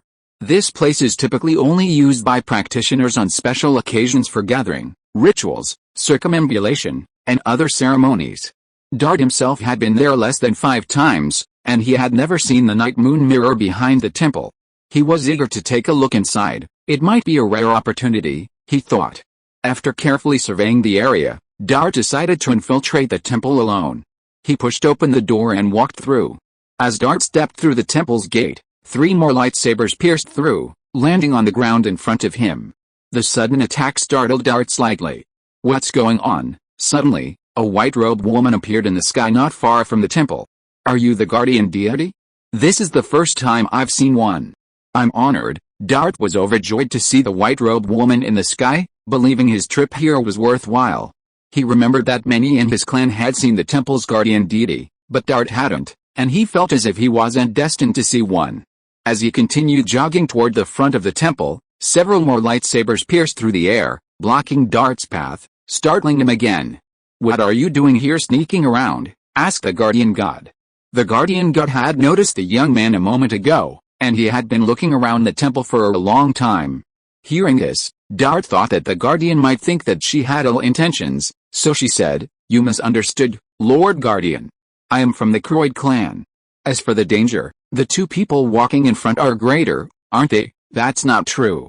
I didn't feel that those 2 people had any intention of harming this place, and you violated the temple's rules by trespassing at an inappropriate time. I'm very sorry, I didn't mean to do anything. I just saw those 2 outsiders could go to where the night moon mirror was, so I wanted to go and take a look. You see, if they don't know how to use it, it will be very troublesome if they mess around here," Dart said. "You haven't seen the night moon mirror, so how can you use it? If you have nothing to do, go back, Dart." Hearing this, Dart felt relieved. The guardian actually knew his name and called him. In his opinion, this was a very honorable thing. There were many people in the clan who had seen the guardian, and they were all people with a certain fate. Dart had never seen one before, and thought his own practice was not enough. That was all in the past. Dart's purpose for coming here had been fulfilled. As the guardian had said, it was time to leave. Tomorrow, he would accept his punishment. As Dart and the guardian were conversing, a man wearing a headband and a cloak watched silently from the skylight not far away. He had been watching from there, waiting for his opportunity. Seeing the conversation between the guardian and the other man, he used his special ability to pass through the skylight. He transformed into dark blue light, piercing through the temple's skylight, heading towards the temple's left passage. The man in the light, without hesitation, headed straight for his destination. In an instant, he passed directly from behind the guardian and headed towards the left passage. The man in the light, possessing the ability to penetrate matter, aimed to pass through the sealed door. However, as he touched the sealed door, an invisible energy blocked the man's path. He was inevitably repelled a distance. The guardian and Dart in the background noticed something was amiss and turned their gaze towards the man at the left passage. "Who are you? How dare you enter the temple and even head for the left passage?" Dart asked. He was also wearing a headband, but this one had silver hair. He snorted dismissively and returned his gaze to the door before him. He sensed several sealing spells enshrined before him, suggesting that entering wouldn't be easy. He had previously attempted to slip in, but it seemed that wasn't so easy. After all, this temple was a sacred place. "I want to enter the passage ahead," the silver-haired man declared. "What did you say?" Dart's expression grew serious. At that moment, the white-clad guardian suddenly appeared in front of the silver-haired man, blocking the left passage. "That won't do. No one is allowed on this path ahead," the guardian said. "I want to go in there. Can you please make way?" the silver-haired man said again. "I've already said no," the guardian said firmly. "Then there's no other way. I'll have to force my way through." As the silver-haired man spoke, a dark blue vine whip, covered in thorns and gleaming with a faint light, gradually emerged from his hand. Instantly, 6 lightsabers descended from the sky, piercing the silver-haired man's direction. The man dodged to the side, his nimble form spun in the opposite direction, and with a swift movement, he approached the guardian in the opposite direction, sweeping his vine whip across. In an instant, the 2 lightsabers deflected his whip. Wave after wave, several more lightsabers formed in front of the guardian, striking the silver-haired man in succession. The man, unable to withstand the powerful attack, dodged with swift steps, but the lightsaber's speed was no less than his own, and several of the lightsabers grazed the man's body, leaving scratches. As expected of a guardian, "You're quite skilled." Suddenly, not far away, another young man with a headband, Dart, launched a surprise attack. He wielded his lightsaber and slashed past the silver-haired man. It was a swift strike, but he dodged it. The silver-haired man dodged the attack by sidestepping. It was no ordinary dodge, it was a moment of speed far greater than anything he had experienced before. Surrounded by a dark blue glow, Dart actually saw the man dodge his attack. He demanded, "Who are you, and what are you doing here?" The silver-haired man shrugged off the young man's hostile words, not even looking at him. "I have no business talking to someone about to fall." "What did you say?" "I'm going to teach you a lesson in front of the guardian today," Dart said unhappily. As he spoke, Dart suddenly noticed something. His foot had tripped him. Looking down, he saw the dark blue vine entangled in his left foot. The thorns had pierced through the man's skin, the poison seeping in. In an instant, Dart's body was paralyzed and he began to fall to the ground. He felt limp and sleepy. "What did you do?" The silver-haired man had no answer to that question, but simply glanced over to the white-clad guardian. The guardian seemed to understand that the ominous premonition it had sensed earlier was closely related to the man before it. "It's not good to act wild here, young silver-haired man, I understand. I just want to complete my mission and leave as soon as it's done," the silver-haired man said. "Leave here," the white-clothed guardian gave a serious warning, but the silver-haired man just chuckled. Chapter 118, Riot. At that moment, Dart collapsed helplessly to the ground, seemingly paralyzed by the poison in the vines. Even speaking was difficult. The other silver-haired man, unmoved by the white-clad guardian's words, resolutely attempted to pass through the left passage. However, even dodging the lightsabers she unleashed was a significant challenge, let alone the white figure blocking the entrance. "I must get in there, guardian. I'm serious," the silver-haired man said, his entire body bathed in a dark glow. He gazed at the incoming lightsabers. In the blink of an eye, his figure flashed like lightning, darting to another direction, instantly moving from the left marble pillar to the right. The white-clad woman remained speechless, but the lightsabers surrounding her grew in number and swiftness, striking the intruder, the silver-haired man. The sound of lightsabers piercing the stone ground echoed continuously. The silver-haired man dodged attack after attack. After several flashes, he seized an opportunity and leaped through the air. Pausing mid-air, he wielded a dark blue whip, swinging it at the nearby white figure. The whip's impact was halted by a barrier of lightsabers. Meanwhile, the lightsabers continued their assault on the man. He soared further into the air, altering his trajectory. Sensing no further openings, he turned and headed behind the rows of marble pillars surrounding the temple, using them for cover. He felt helpless against the onslaught, but reaching the end of the passage, how could he avoid this path? Just as the silver-haired man braced himself behind the pillar, a lightsaber pierced his right arm. He was stunned. Blood slowly flowed from his right arm, and the lightsaber vanished. The man had no time to process what had happened. Another barrage of lightsabers struck, and the silver-haired man immediately dodged behind the marble pillar, maneuvering around to avoid the attacks.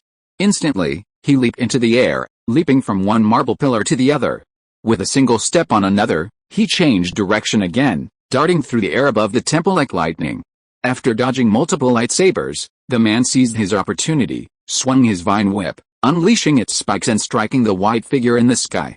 The figure didn't retreat, but simply blocked the attack. As expected, his gaze shifted, and even more light emanated from him, transforming into a single beam that hurtled straight toward the guardian deity. It looked like he was going all out, but the woman in white showed no intention of retreating. She lowered her head slightly, remained motionless, and unblinking, her barrier of light blocking the silver-haired man. His attack was neutralized, and the resulting backlash sent him reeling a considerable distance. However, the retreating man acted unfazed. Instantly, his form transformed into a dark blue flame, vanishing directly above the guardian.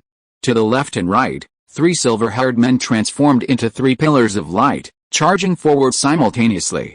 Facing attacks from multiple directions, the guardian simply waved his right hand, seemingly grasping an invisible object and pulling.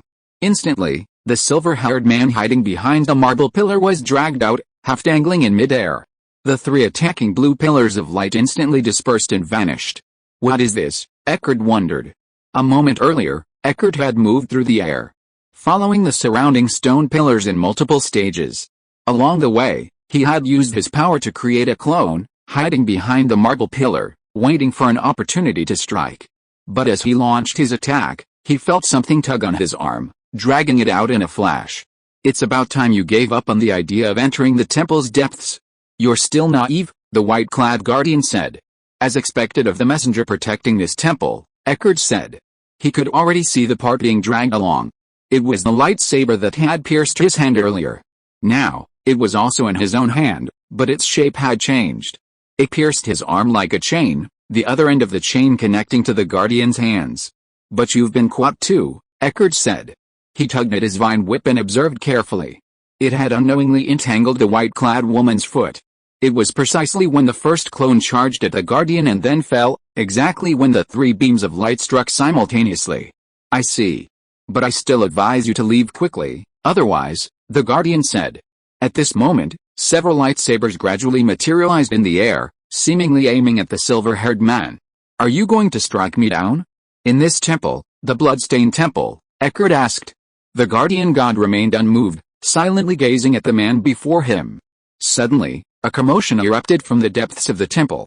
A deep, powerful sound, like the wind blowing through a cavern, carried immense force. That voices, the sealed god of light, Eckhard sighed. Even the woman in white, unfazed by the events unfolding before her, cast her gaze towards the depths of the left passage. It's stirring, as if saying, I want out, guardian god. This is not something you can stop, Eckhard continued. Though unsealed deep within the temple is no longer the god of light, and I don't obey him, let alone your nonsense, I don't have time to waste with you now. As Eckhard spoke, a dark blue light gradually gathered in front of him. Within the light, a dark blue tiger emerged, its wings affixed to its back, drifting in midair. Entangle him, Eckhard shouted, and the dark blue-winged tiger leaped away at breakneck speed, instantly appearing in front of the woman in white.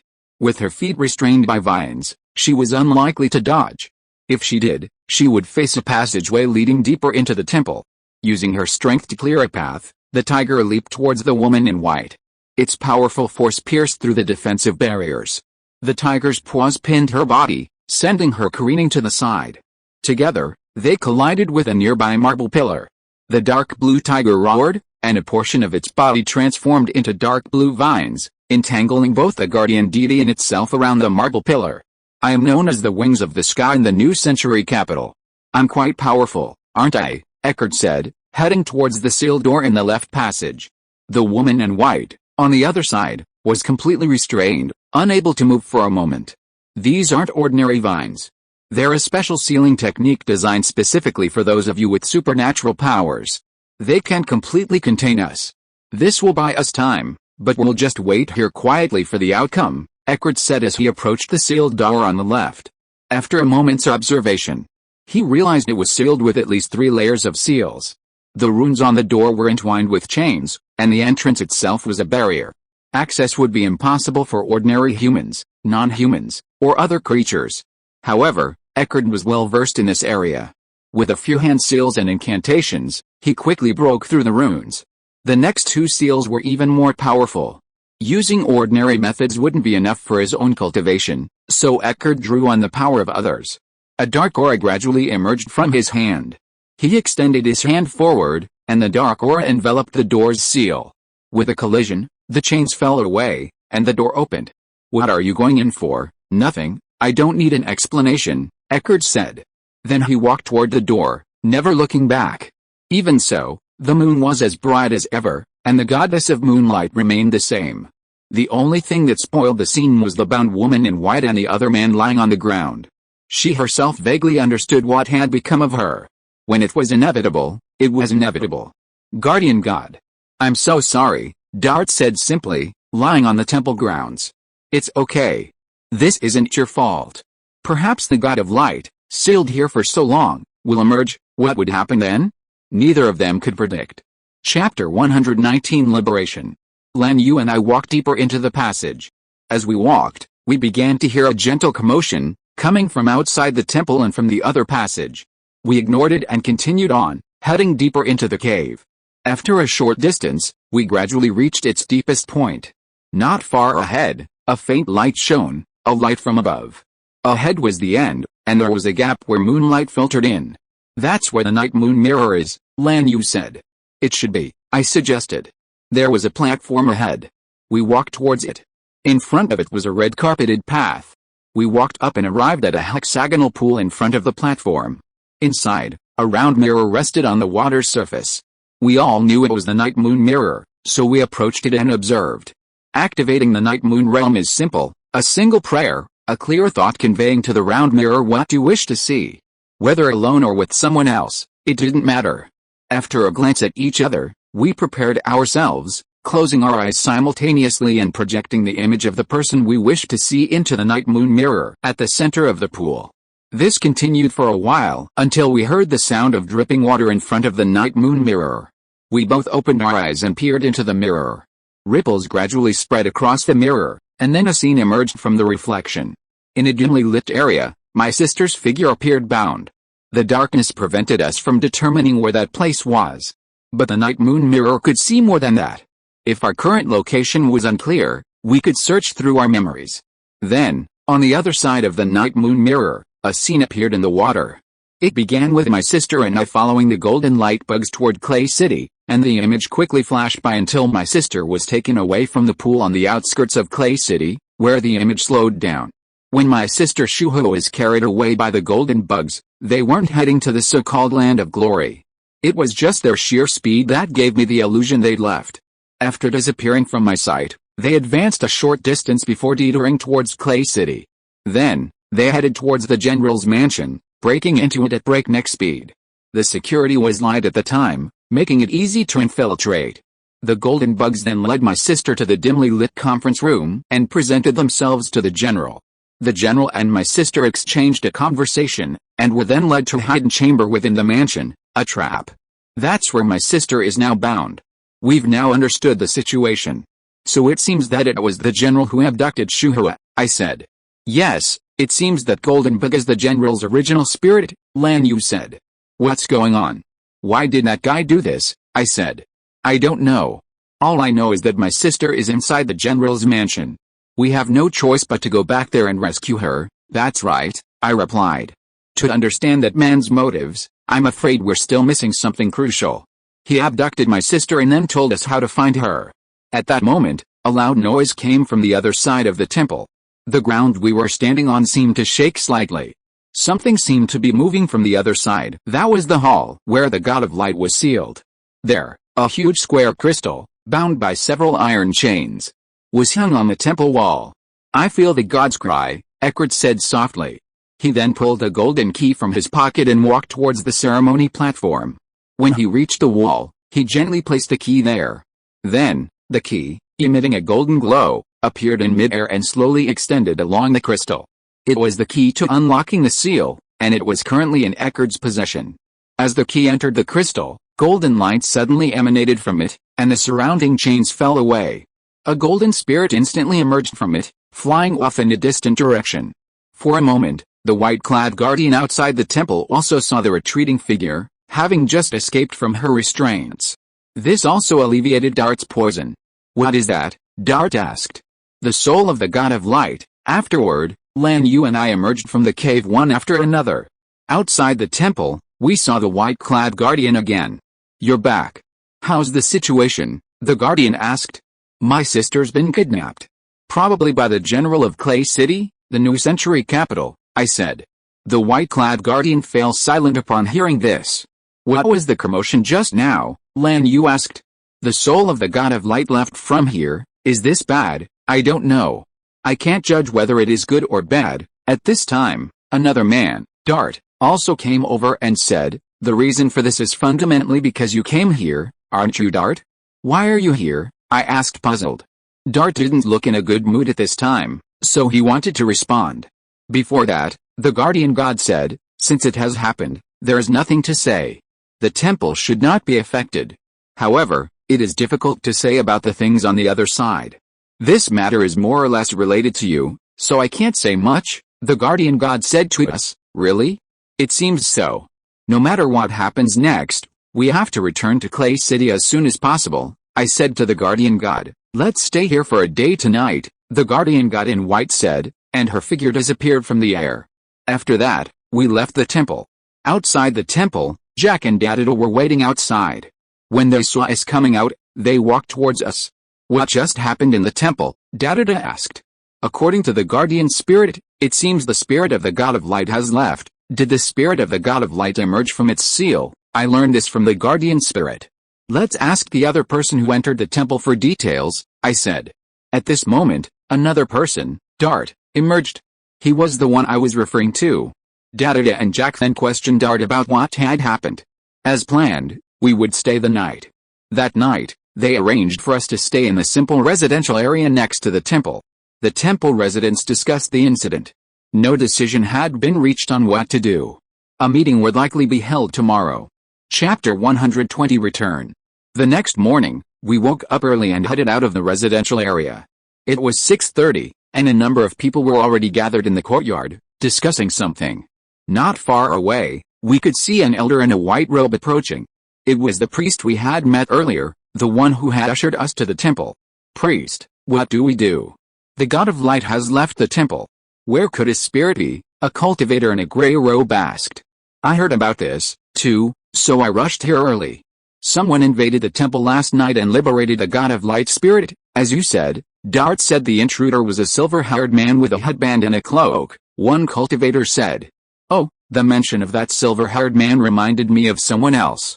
Upon hearing this, a nearby priest walked over to the group of practitioners and said, "Calm down for a moment. As you've heard, the spirit of the God of Light has departed, but this place hasn't been affected in any way. As practitioners, you should always remain calm. This isn't a serious issue. The God of Light's release is merely a consequence. I'm here to first take a look inside the temple. I see, the God of Light has been here for ages. It's only a matter of time before he's released. We can't keep him here forever," the white-robed elder said, heading toward the temple. Lan Yu and I approached the elder and asked, "Now, it's almost time for us to leave. Is there any way we can expedite?" Before I could finish my words, the elder understood what I was going to say and held out a hand, stopping me. "In a moment, there's a special connection to your residence at the back door of the temple, is that so? Then we'll take our leave." "We apologize for the intrusion." I bowed my head in respect to the elder, and Lan Yu did the same. The elder nodded and walked toward the temple. We later had a meal here, introduced by Dadada and Jack, and discussed some of the local affairs with him. We learned a little about the glorious god and why his spirit was sealed here. They explained that approximately 1,000 years ago, the glorious god committed crimes in this world together with a certain king. Records indicate that for a period of time, they wreaked havoc on the world, wreaking havoc and disrupting the order of both humanity and nature. Eventually, thanks to the combined efforts of the people, they were subdued. However, the glorious god's lifespan in this world is still very long, and he remains imprisoned until yesterday. What will happen after his release? The people here believe that the glorious god is not an evil deity. His rebellion 1,000 years ago was primarily due to a certain king with whom he had made an oath, and his actions were restricted by that king. Now that the king is long gone, and the glorious god's retribution is almost over, perhaps releasing him now is not a problem. At the same time, inside the temple, a white-robed elder was sitting on a cushion on the ground in the main hall of the temple, and several guardian gods appeared in front of him. Elder Suyuan, it's a pity that I couldn't stop the man who broke into the temple last night, the white-robed guardian deity said. It seems that there was quite a commotion in the temple last night. You must have tried hard, the elder said. Where? Look, there are still some traces in many places. I said before that you don't need to force yourself to do those things, the elder said again. Elder Suyuan. This can't be blamed entirely on the woman in white. Many of us except her were not here last night, a figure wearing armor and holding a diamond weapon said. You're right. The woman in white is a person who sticks to her job. She is very straightforward, another female guardian deity holding an umbrella said. Woman in white, did you hear that? They all said so, and I have nothing to say. Things have happened. I once said that the departure of the god of light is only a matter of time. You can help to unlock the seal of the left passage later, and that room will be open as usual in the future. I see. Do you want to clean up? Another person on the side agreed. It's okay here, but it seems that the people on the other side have their work far from over, the white-robed woman said. The white-robed elder knew she was referring to the young man and his sister. They have their own issues, and you're still worried about them. Why don't you go and help them? The white-robed elder said casually. Hearing this, the white-robed woman considered, a pause in her thoughts. This might be a bit inconvenient. Forget it, white-robed woman. Let's clean up the place first and think about it later, the guardian deity said afterward. Dadada and Jack led us to a meadow behind the temple. This seemed to be a connection to the new century city. Once there, Dadada and Jack prayed for us to open the path towards our home. We walked through it, passed through the area surrounded by a circle of light, and in the blink of an eye, we appeared in another forest. A closer look revealed that this was the forested area near the mirror pond. This meant we had returned to the new century city, near Clay City. Lan Yu, is the general's mansion our next destination? I asked. Yes, but we have to be careful this time. It might not be as easy to get in as before. From what I saw in the night moon mirror, Shui Hua stayed in that dimly lit room for 2 days. If nothing unexpected happens, she's likely still there today. We should get there quickly before they try to find a new target, I suggested. Well, should we contact anyone before we go? Lan Yu said. No, this is an internal matter, it's best for us to figure it out on our own. With that, we reached a consensus and began heading towards Clay City, towards the general's mansion. Along the way, we discussed various strategies, but ultimately decided to head directly into the general's mansion. Once in Clay City, I contacted the teachers at the academy and asked them to bring my mech with me and keep it in the parking area near the general's mansion. This decision was made based on various considerations, simply to make things easier on our return. We then hurried forward to the gates of the general's mansion in Clay City. Before that, I contacted Eckerd, saying I'd come to the mansion to report some information and see what he'd say.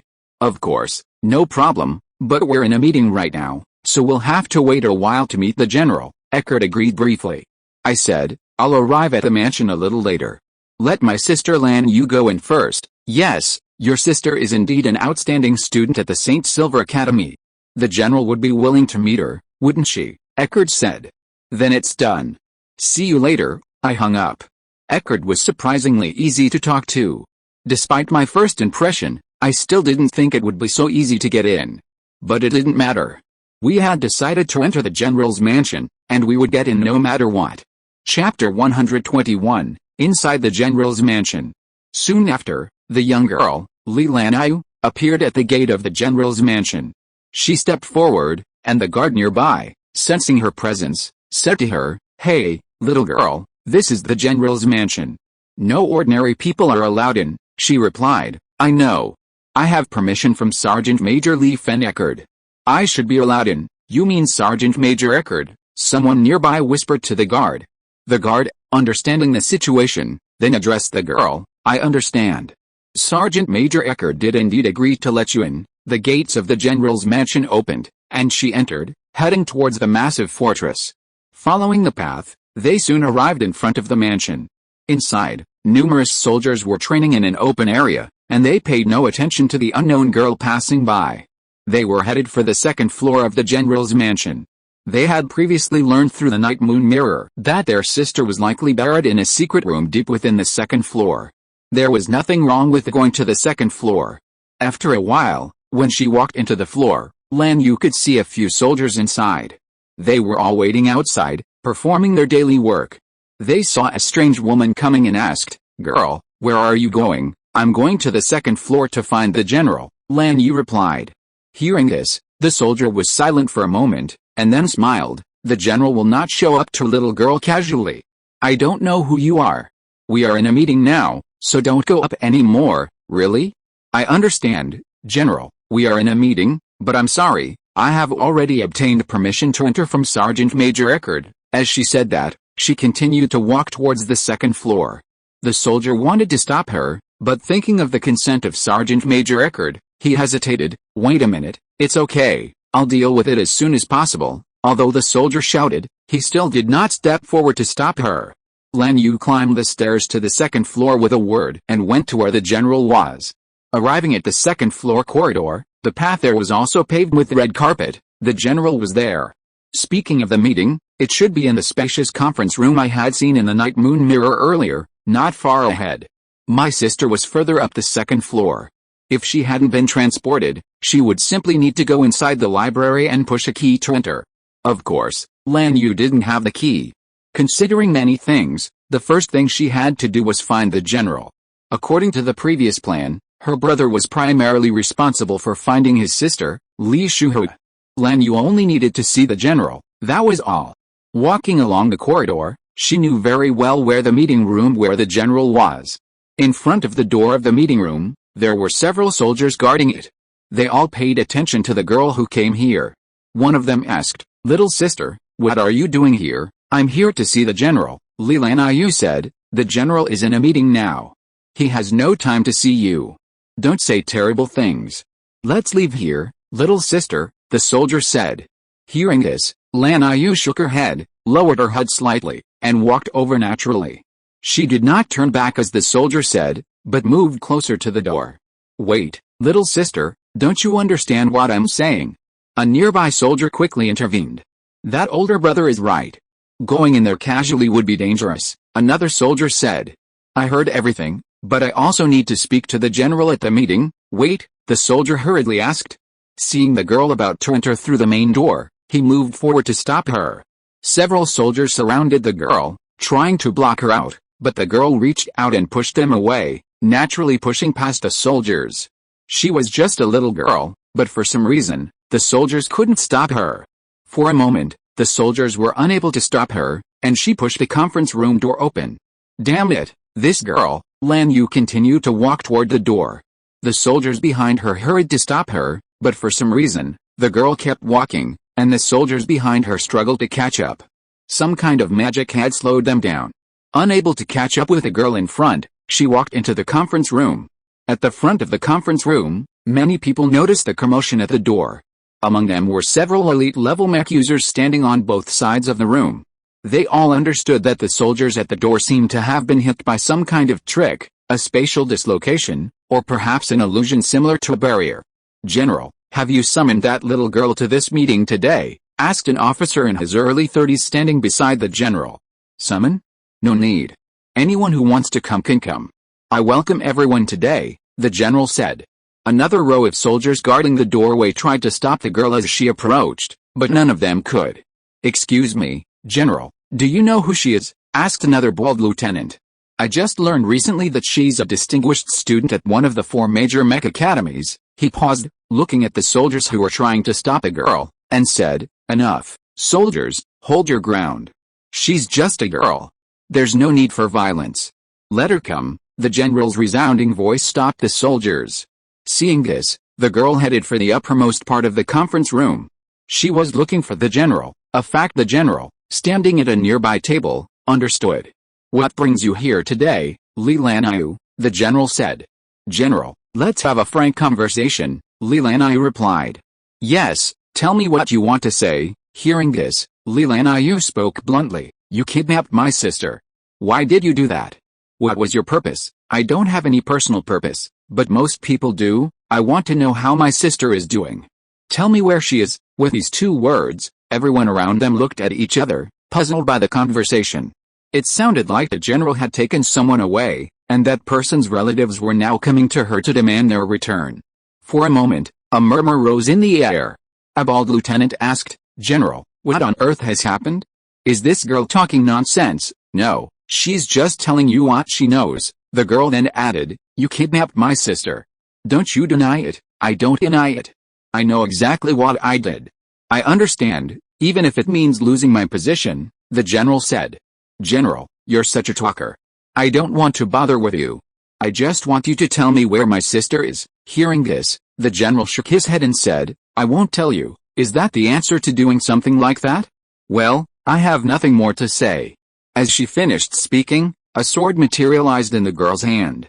Pointing it at the general, she declared, to deal with a stubborn person like you, this is the simplest method. A serious expression settled on the faces of those around her, and many prepared to fight, drawing their weapons. Hey, how dare you show off your blade in front of the general, an officer said. Seeing this, the general raised his hand and said, calm down, everyone. Hold your ground. This girl is at least elite among Mecha users. If you fight here, you're bound to cause damage. Today, I, a reckless man with some fighting skills, will be the one to teach her a lesson. With that, the general descended the stairs and headed towards the girl, Li Lanyu. The people around him began to push back. General, some of the people around him were also slightly surprised. As he descended the stairs, the general removed a silver sword hanging from a nearby stone statue. Then, he stepped to the ground level with the girl. Their eyes met, and the invisible pressure around them made everyone nervous. The general assumed an offensive and defensive stance toward the girl. The latter, sword in hand, met her, striking her directly with a swift blow. Blocked by the general, he then launched a series of attacks, his footwork and swordplay seamlessly combined. The general's parrying was exceptional, a contest that, to those with a bit of experience, looked like a battle between masters. Only the two engaged in combat could truly understand the true situation. The moment of victory and defeat would determine who held the upper hand, as both sides displayed the fruits of their training. The two separated, each standing on their own side. Is your strength at least top tier? The general asked, removing his cumbersome suit jacket. But I'm special class. Let's test my true abilities. You're a general, yet you're truly acting in ways that don't fit your image. I won't approve of you. Why should a mere general approve of you? With those words, the two men clashed once again, their stances altered, their intensity shifting. This time, they were serious. Swords clashed, and the two men remained motionless, their clashing blades pressing against each other. The force was too much for mere steel to withstand. The ground could handle it, but the two men's dimensions surpassed it. There was no need to damage any external objects. The general's body was gradually leaning back, apparently pinned down. He then turned, combining strength and flexibility, following the falling sword to the side of the girl, swinging his knife. Lanyu dodged, and the two exchanged several blows, the outcome gradually revealed. The final two strikes revealed the outcome. Like a whirlwind, the general flew backwards, his iron sword shattering as he crashed into the stone pillar behind him. General, the crowd around him panicked. Some tried to help the general, while others stared intently at the girl. Some remained calm. Don't panic. You've been trained in my army for so long, don't you know? In times like this, you need to stay calm. The general, who had been sent flying to the side of a stone pillar, slowly stood up and said, "This is outrageous. Don't attack. I haven't told you to." The general patted his clothes and stepped forward as before. "Haven't you shown any real skill yet, or are you just a mere general?" Lanyu asked, and the people around her gnashed their teeth in displeasure. Someone said, "The general is undoubtedly far more capable than this." You alone can't even touch a hair on his head in front of the strongest general. This person didn't know the general's true strength, but he didn't want to lose verbally, so he showed off his strength. He was still nervous. I didn't mean to let her go. I just lost the battle. But I can't let it end like this in front of my subordinates, the general said frankly. He had something else he hadn't yet used, and everyone understood. Chapter 122 The General's Possession. The crowd around them looked puzzled. The young girl is indeed superior to me. Losing is losing, nothing's surprising. A genius who's constantly improving, versus an old man who's beginning to tire of fighting. The general slowly stepped forward and said, General, I'll lead you in capturing that girl. Please rest for a moment, the bald lieutenant beside him said. No, I just said, no one else is needed. Hearing the general's words, everyone fell silent, all looking at the duel between the young girl and the middle-aged general in the center of the hall. Want to show your true strength? Lan Yu said. I don't have any real skills anymore. I want to show you something else. As the general spoke, he extended a hand, a golden glow emanating from the palm of his hand. Then he slowly raised it upward. Suddenly, a white light rippled outward, spreading outward like the outline of water, and a moment later, it enveloped the two people within the circle. Lan Yu and the general were both trapped in the circle of light, no one else could be seen. Boundary, yes, but I'm not a general inside the barrier, the middle-aged man standing before her said. He looked different, purely outwardly, his eyes had changed, becoming deeper and more competitive. Can you tell? The other man asked again. I know, Lan Yu replied. That old man, he can't lie and is very frank. A little silly, he's really helped me a lot. What are you talking about? Nothing, just some random things.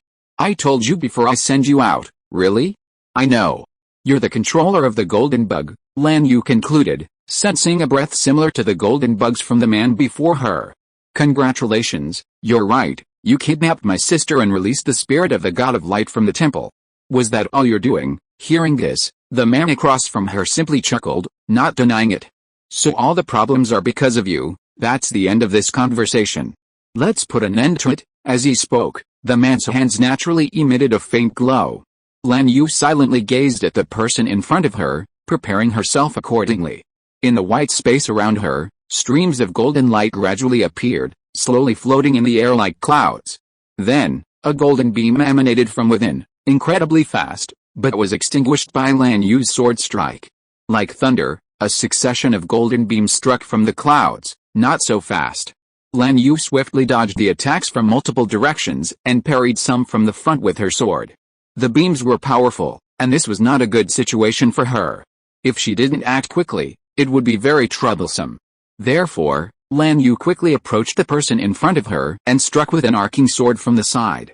The sword flashed, and the man before her disappeared, only to reappear in the next moment, accompanied by a golden light, in another place within the circle of light. Your reaction speed is impressive. After all, you're capable of fighting the general on equal terms. But can you withstand the impact of a more profound and incredible time? The man was behind Lan Yu. As he spoke, the space around them sped along, as if on a highway.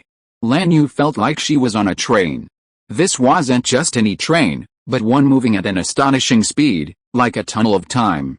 Within the white space, streaks of light flashed by. At this moment, Lan Yu felt something strange about her body. A sudden pain in her chest. She took a step forward, then inexplicably fell forward, her body seemingly unable to respond. What is this? 300 years have passed, and it seems to you that much time has passed. Everyone has their own worries and heartaches. After a prolonged impact, those will kill you. But you're not ordinary, and I must deliver the final blow. Even without any lingering feelings, the body would still feel uncomfortable after such a short period of impact. Lan Yu was in a delicate state. The man before him spoke, extending two fingers and closing them together. His index and middle fingers shone with a golden light, then released two beams of light, piercing the girl's arm and thigh, respectively. Blood splattered, and the scene ended. Then, the interlaced white and gold space around him gradually disappeared. In the center of the conference hall, everyone could see the large white barrier, but they knew nothing of what was happening within. All they knew was that it was created by the general. Soon, the white barrier vanished, and everyone saw what lay within. There was a pool of blood on the ground, and before them was the girl lying on the ground, with the general standing nearby. The girl's thigh and arm appeared to have sustained significant injuries, and one of her hands was trembling slightly. "General, what's going on? Was it you who set the barrier just now?" a bald lieutenant asked. "What's wrong?" The general walked over. "Even if it's insubordination, there's no need to do this to girl. If she bleeds to death before she's convicted, it'll be troublesome. Get someone to stop the bleeding," a lieutenant nearby said. "Right. I accidentally overdid it," the general said casually. At that moment, someone standing further away said, "Wait, General. That was a radiant form move, wasn't it?" "You're definitely not a radiant form wielder." The person who spoke had spiky hair and a slightly bronzed complexion. He was a relative newcomer here, a student from Holy Water Spirit Academy named Rock. He assumed this because he was a radiant form himself. Oh, the young man's words caught the attention of even more people. Furthermore, something seemed off about the general from the moment they met the girl, and he hadn't denied the allegation of abducting someone. This made even more people suspicious of the man before them. "Yes, General, you're not the holder of the radiant form. What about that just now? Could it be that you're not the general?" the bald lieutenant, more courageous, asked. "What do you think?" the man with the general's appearance countered. "You're not," the bald lieutenant hesitated. This man was also a guard who had accompanied the general. Seeing the general's current demeanor, he no longer believed it was the general he'd known. This statement caused even more confusion. "Don't be fooled by him. I'm absolutely certain this man isn't the general we know," the bald lieutenant affirmed. "You're right, I agree," Rock said. The soldiers from behind also approached, seemingly preparing for battle. "Who are you?" the captain beside him asked. "Me? Okay, I won't hide it, I won't deny it." "You're alright," the man said, extending a hand. With these words, everyone's eyes were immediately fixed on this man, who had the appearance of a general, yet was different. "It took me a lot of effort to get this body, you bastard." "What did you do to the general?" "Nothing. I just had a rare opportunity to possess him. Now I don't need him anymore, damn it." He actually possessed the general. Lan Yu, still somewhat conscious, had exposed her identity and immediately aroused the hostility of the crowd. What he was doing, Lan Yu didn't quite understand. Perhaps he was a similar fellow to the general. No need to show mercy. "Capture the general," a captain in a military suit commanded. With that, the soldiers on the perimeter rushed forward and surrounded the man. If you're listening to this novel on a channel other than Fanfic World, it means they downloaded and uploaded it without effort. We cordially invite you to visit our channel, Mundo Fanfic Novelis. There you'll find the original version of this story and you can explore many other novels of various genres. We're waiting for you to immerse yourself in a world of incredible novels. Chapter 123, Possession. At this moment, in the center of the conference room, the general was surrounded by soldiers. Meanwhile, an injured girl had been moved to a nearby location, where medical personnel were treating her for bleeding and applying bandages. People from all walks of life turned their gazes on the mysterious figure who bore the general's resemblance. They harbored hostility towards him.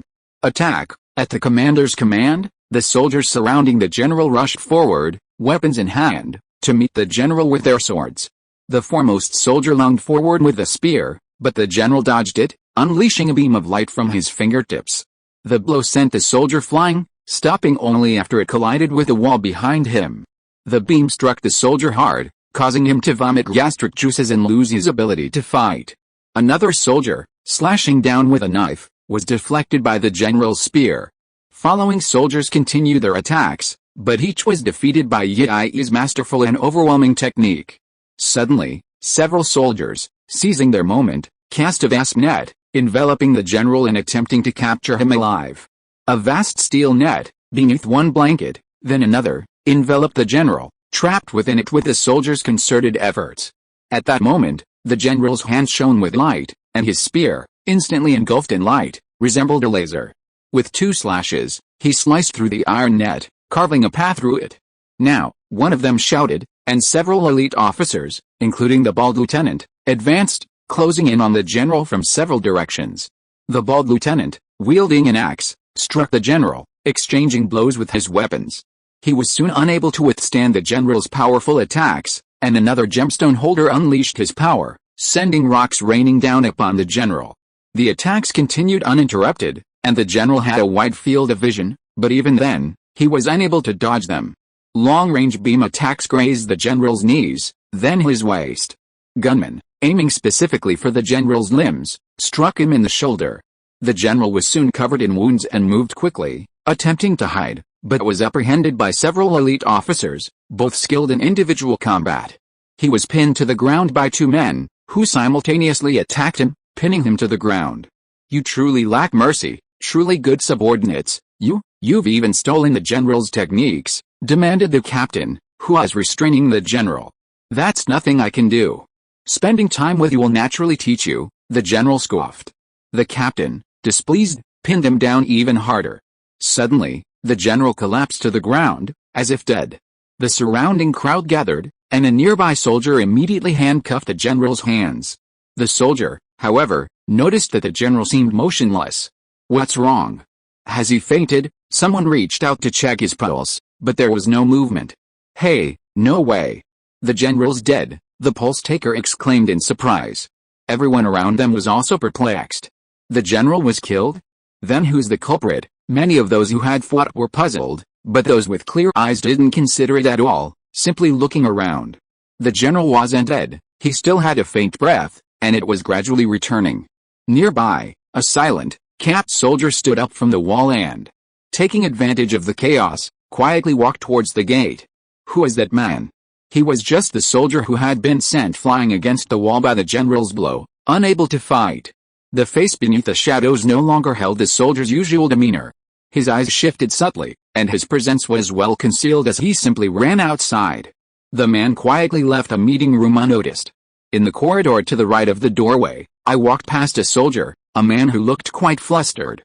I had only come to check on Lan Yu because of the commotion in the meeting room. There was no trace of Shuihua on the other side. The moment I entered, I saw my sister slumped on a bed beside me. Everyone around me looked frantically at something in the center of the crowd. My sister was lying on her side. I didn't have time to understand the situation. I ran to Lan Yu's side. Her hands and feet were injured, bandaged, and blood seeped through the white bandages. Lan Yu, are you okay? I said, looking at my sister, who seemed to be slightly opening her eyes. Brother, outside, that person ran outside, Lan Yu said slowly. Outside? Before that, shouldn't you worry about yourself? How did you get hurt? That person ran outside, brother. Shuihua is in danger. Go save her first, Lan Yu said hesitantly. Hearing this, I hesitated. It was obvious that Shuihua was in danger, but Lan Yu didn't look optimistic either. I didn't know what to do.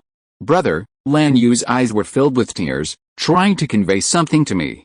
She probably wanted me to rescue Shuihua, but I hadn't actually found her. I only came here because I heard some commotion. Please, Lan Yu said, tears streaming down her face as she closed her eyes. Are you unconscious? A voice came from behind me.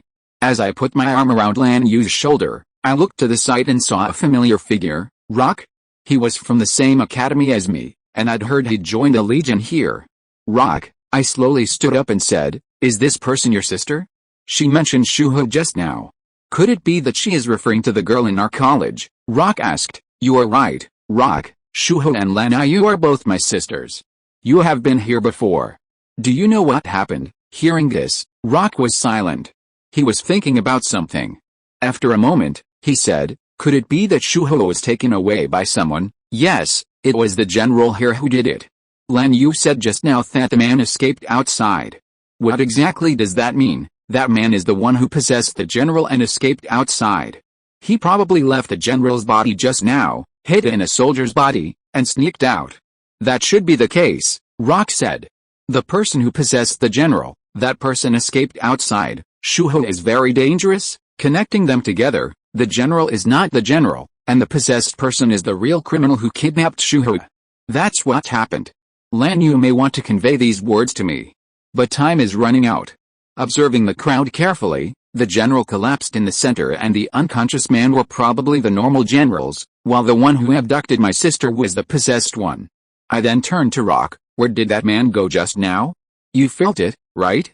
Why didn't you stop him? Hearing this, Rock couldn't help but lower his head and said, I didn't know that man had done such a thing.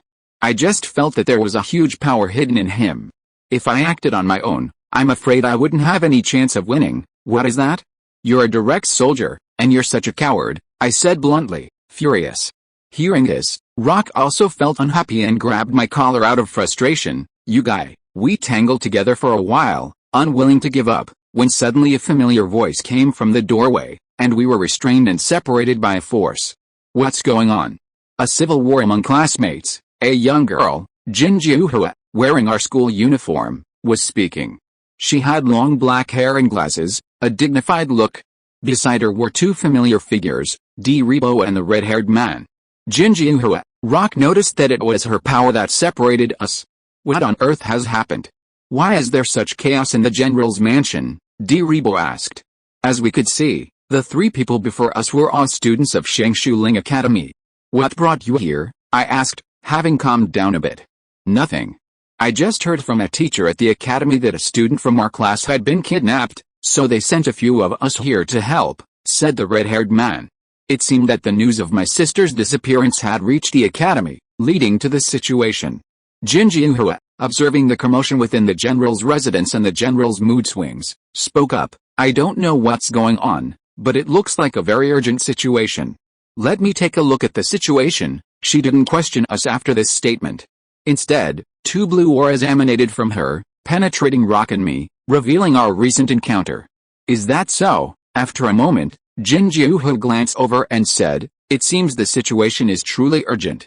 I'll review your memories and tell you what's going on. Xingze had grasped most of the situation through their memories. A blue aura spread around her, like water dripping into a calm lake, giving everyone a clear picture. Now, Shuho first. Regarding Lanyu, who needs to take her to the hospital, Xingze said. I'll go. I know a hospital nearby, Rebo said. I'll leave it to you. Rebo walked over to the recliner, realizing he wasn't enough for one person, so he called the red-haired man to help lift Lanyu. Please, I said to them. The red-haired man gave them a thumbs up and walked out with Rebo, carrying the recliner. Next, that man shouldn't have gone far. Let's go after him, Xingze said. She gestured to me, Rock, and herself. That girl has done me a favor. I must rescue her, Rock suddenly said. Rock is a man who makes his own decisions. At that moment, I regretted my impulsiveness. Time is running out. Let's go. Chapter 124 Library. A moment later, the three of us left the conference room and headed toward the corridor. The previously possessed soldier ran to the right. That led to the library. I'd seen my sister hidden deep within the library, in a hidden area, from the night moon mirror. Now, the possessed spirit was probably heading for that hidden location within the library. As Lanyu had said, it was likely intending to take my sister away. I didn't know their motives, but similar incidents had occurred before. My sister's presence was an extremely rare radiant form. That was likely one of the reasons they abducted her. Deep within the second floor, that should be the library. That person must have gone there, Xingze said. Yes, we're going there, I said. Deep within the library, there's a mechanism leading to a hidden room. I'd been there before, but the library is so vast that I couldn't find the exact location I'd seen in my memory. And then, amidst the commotion, I switched to the conference room. We ran along the corridor toward the library. The general's residence was in a state of unrest. People were rushing back and forth, many confused as to what was happening. A moment later, we arrived at the library entrance, paused for a moment, and then walked in one after another. Inside was a large, oval-shaped library, divided into two floors. It was enormous.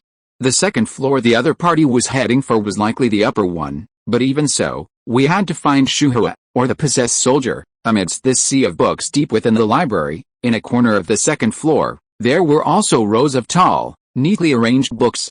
Within that, a bookshelf near the wall held a hidden floor beneath.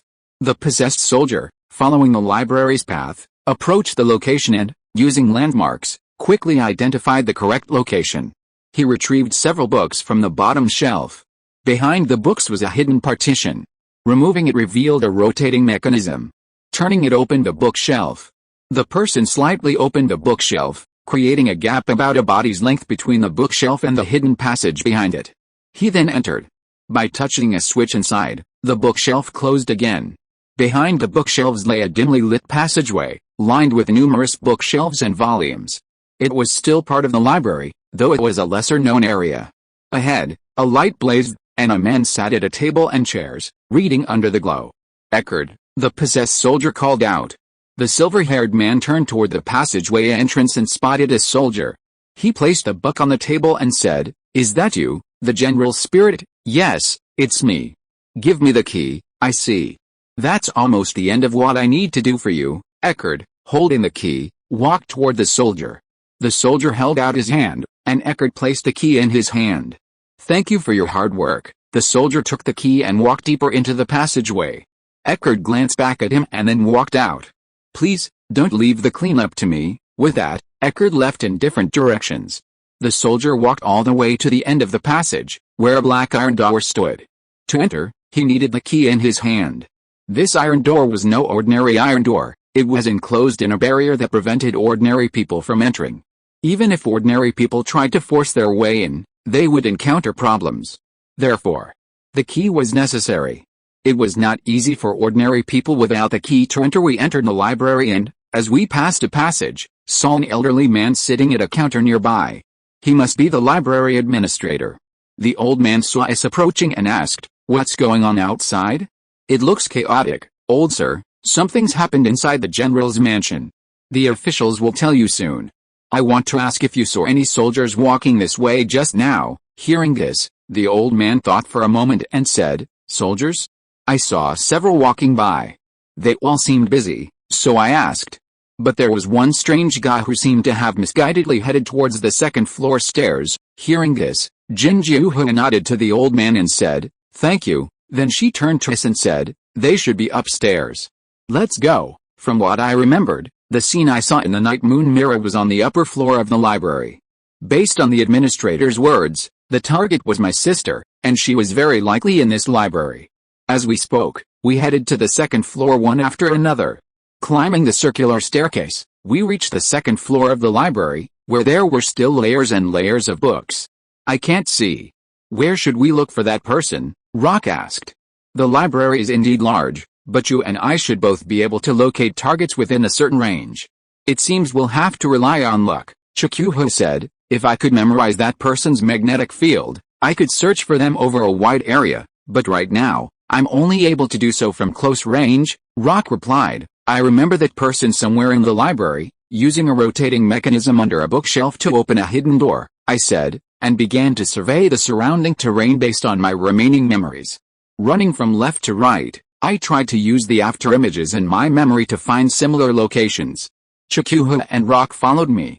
It was indeed difficult to rely on my remaining memories to find a single bookshelf in the vast sea of books. But I couldn't care less.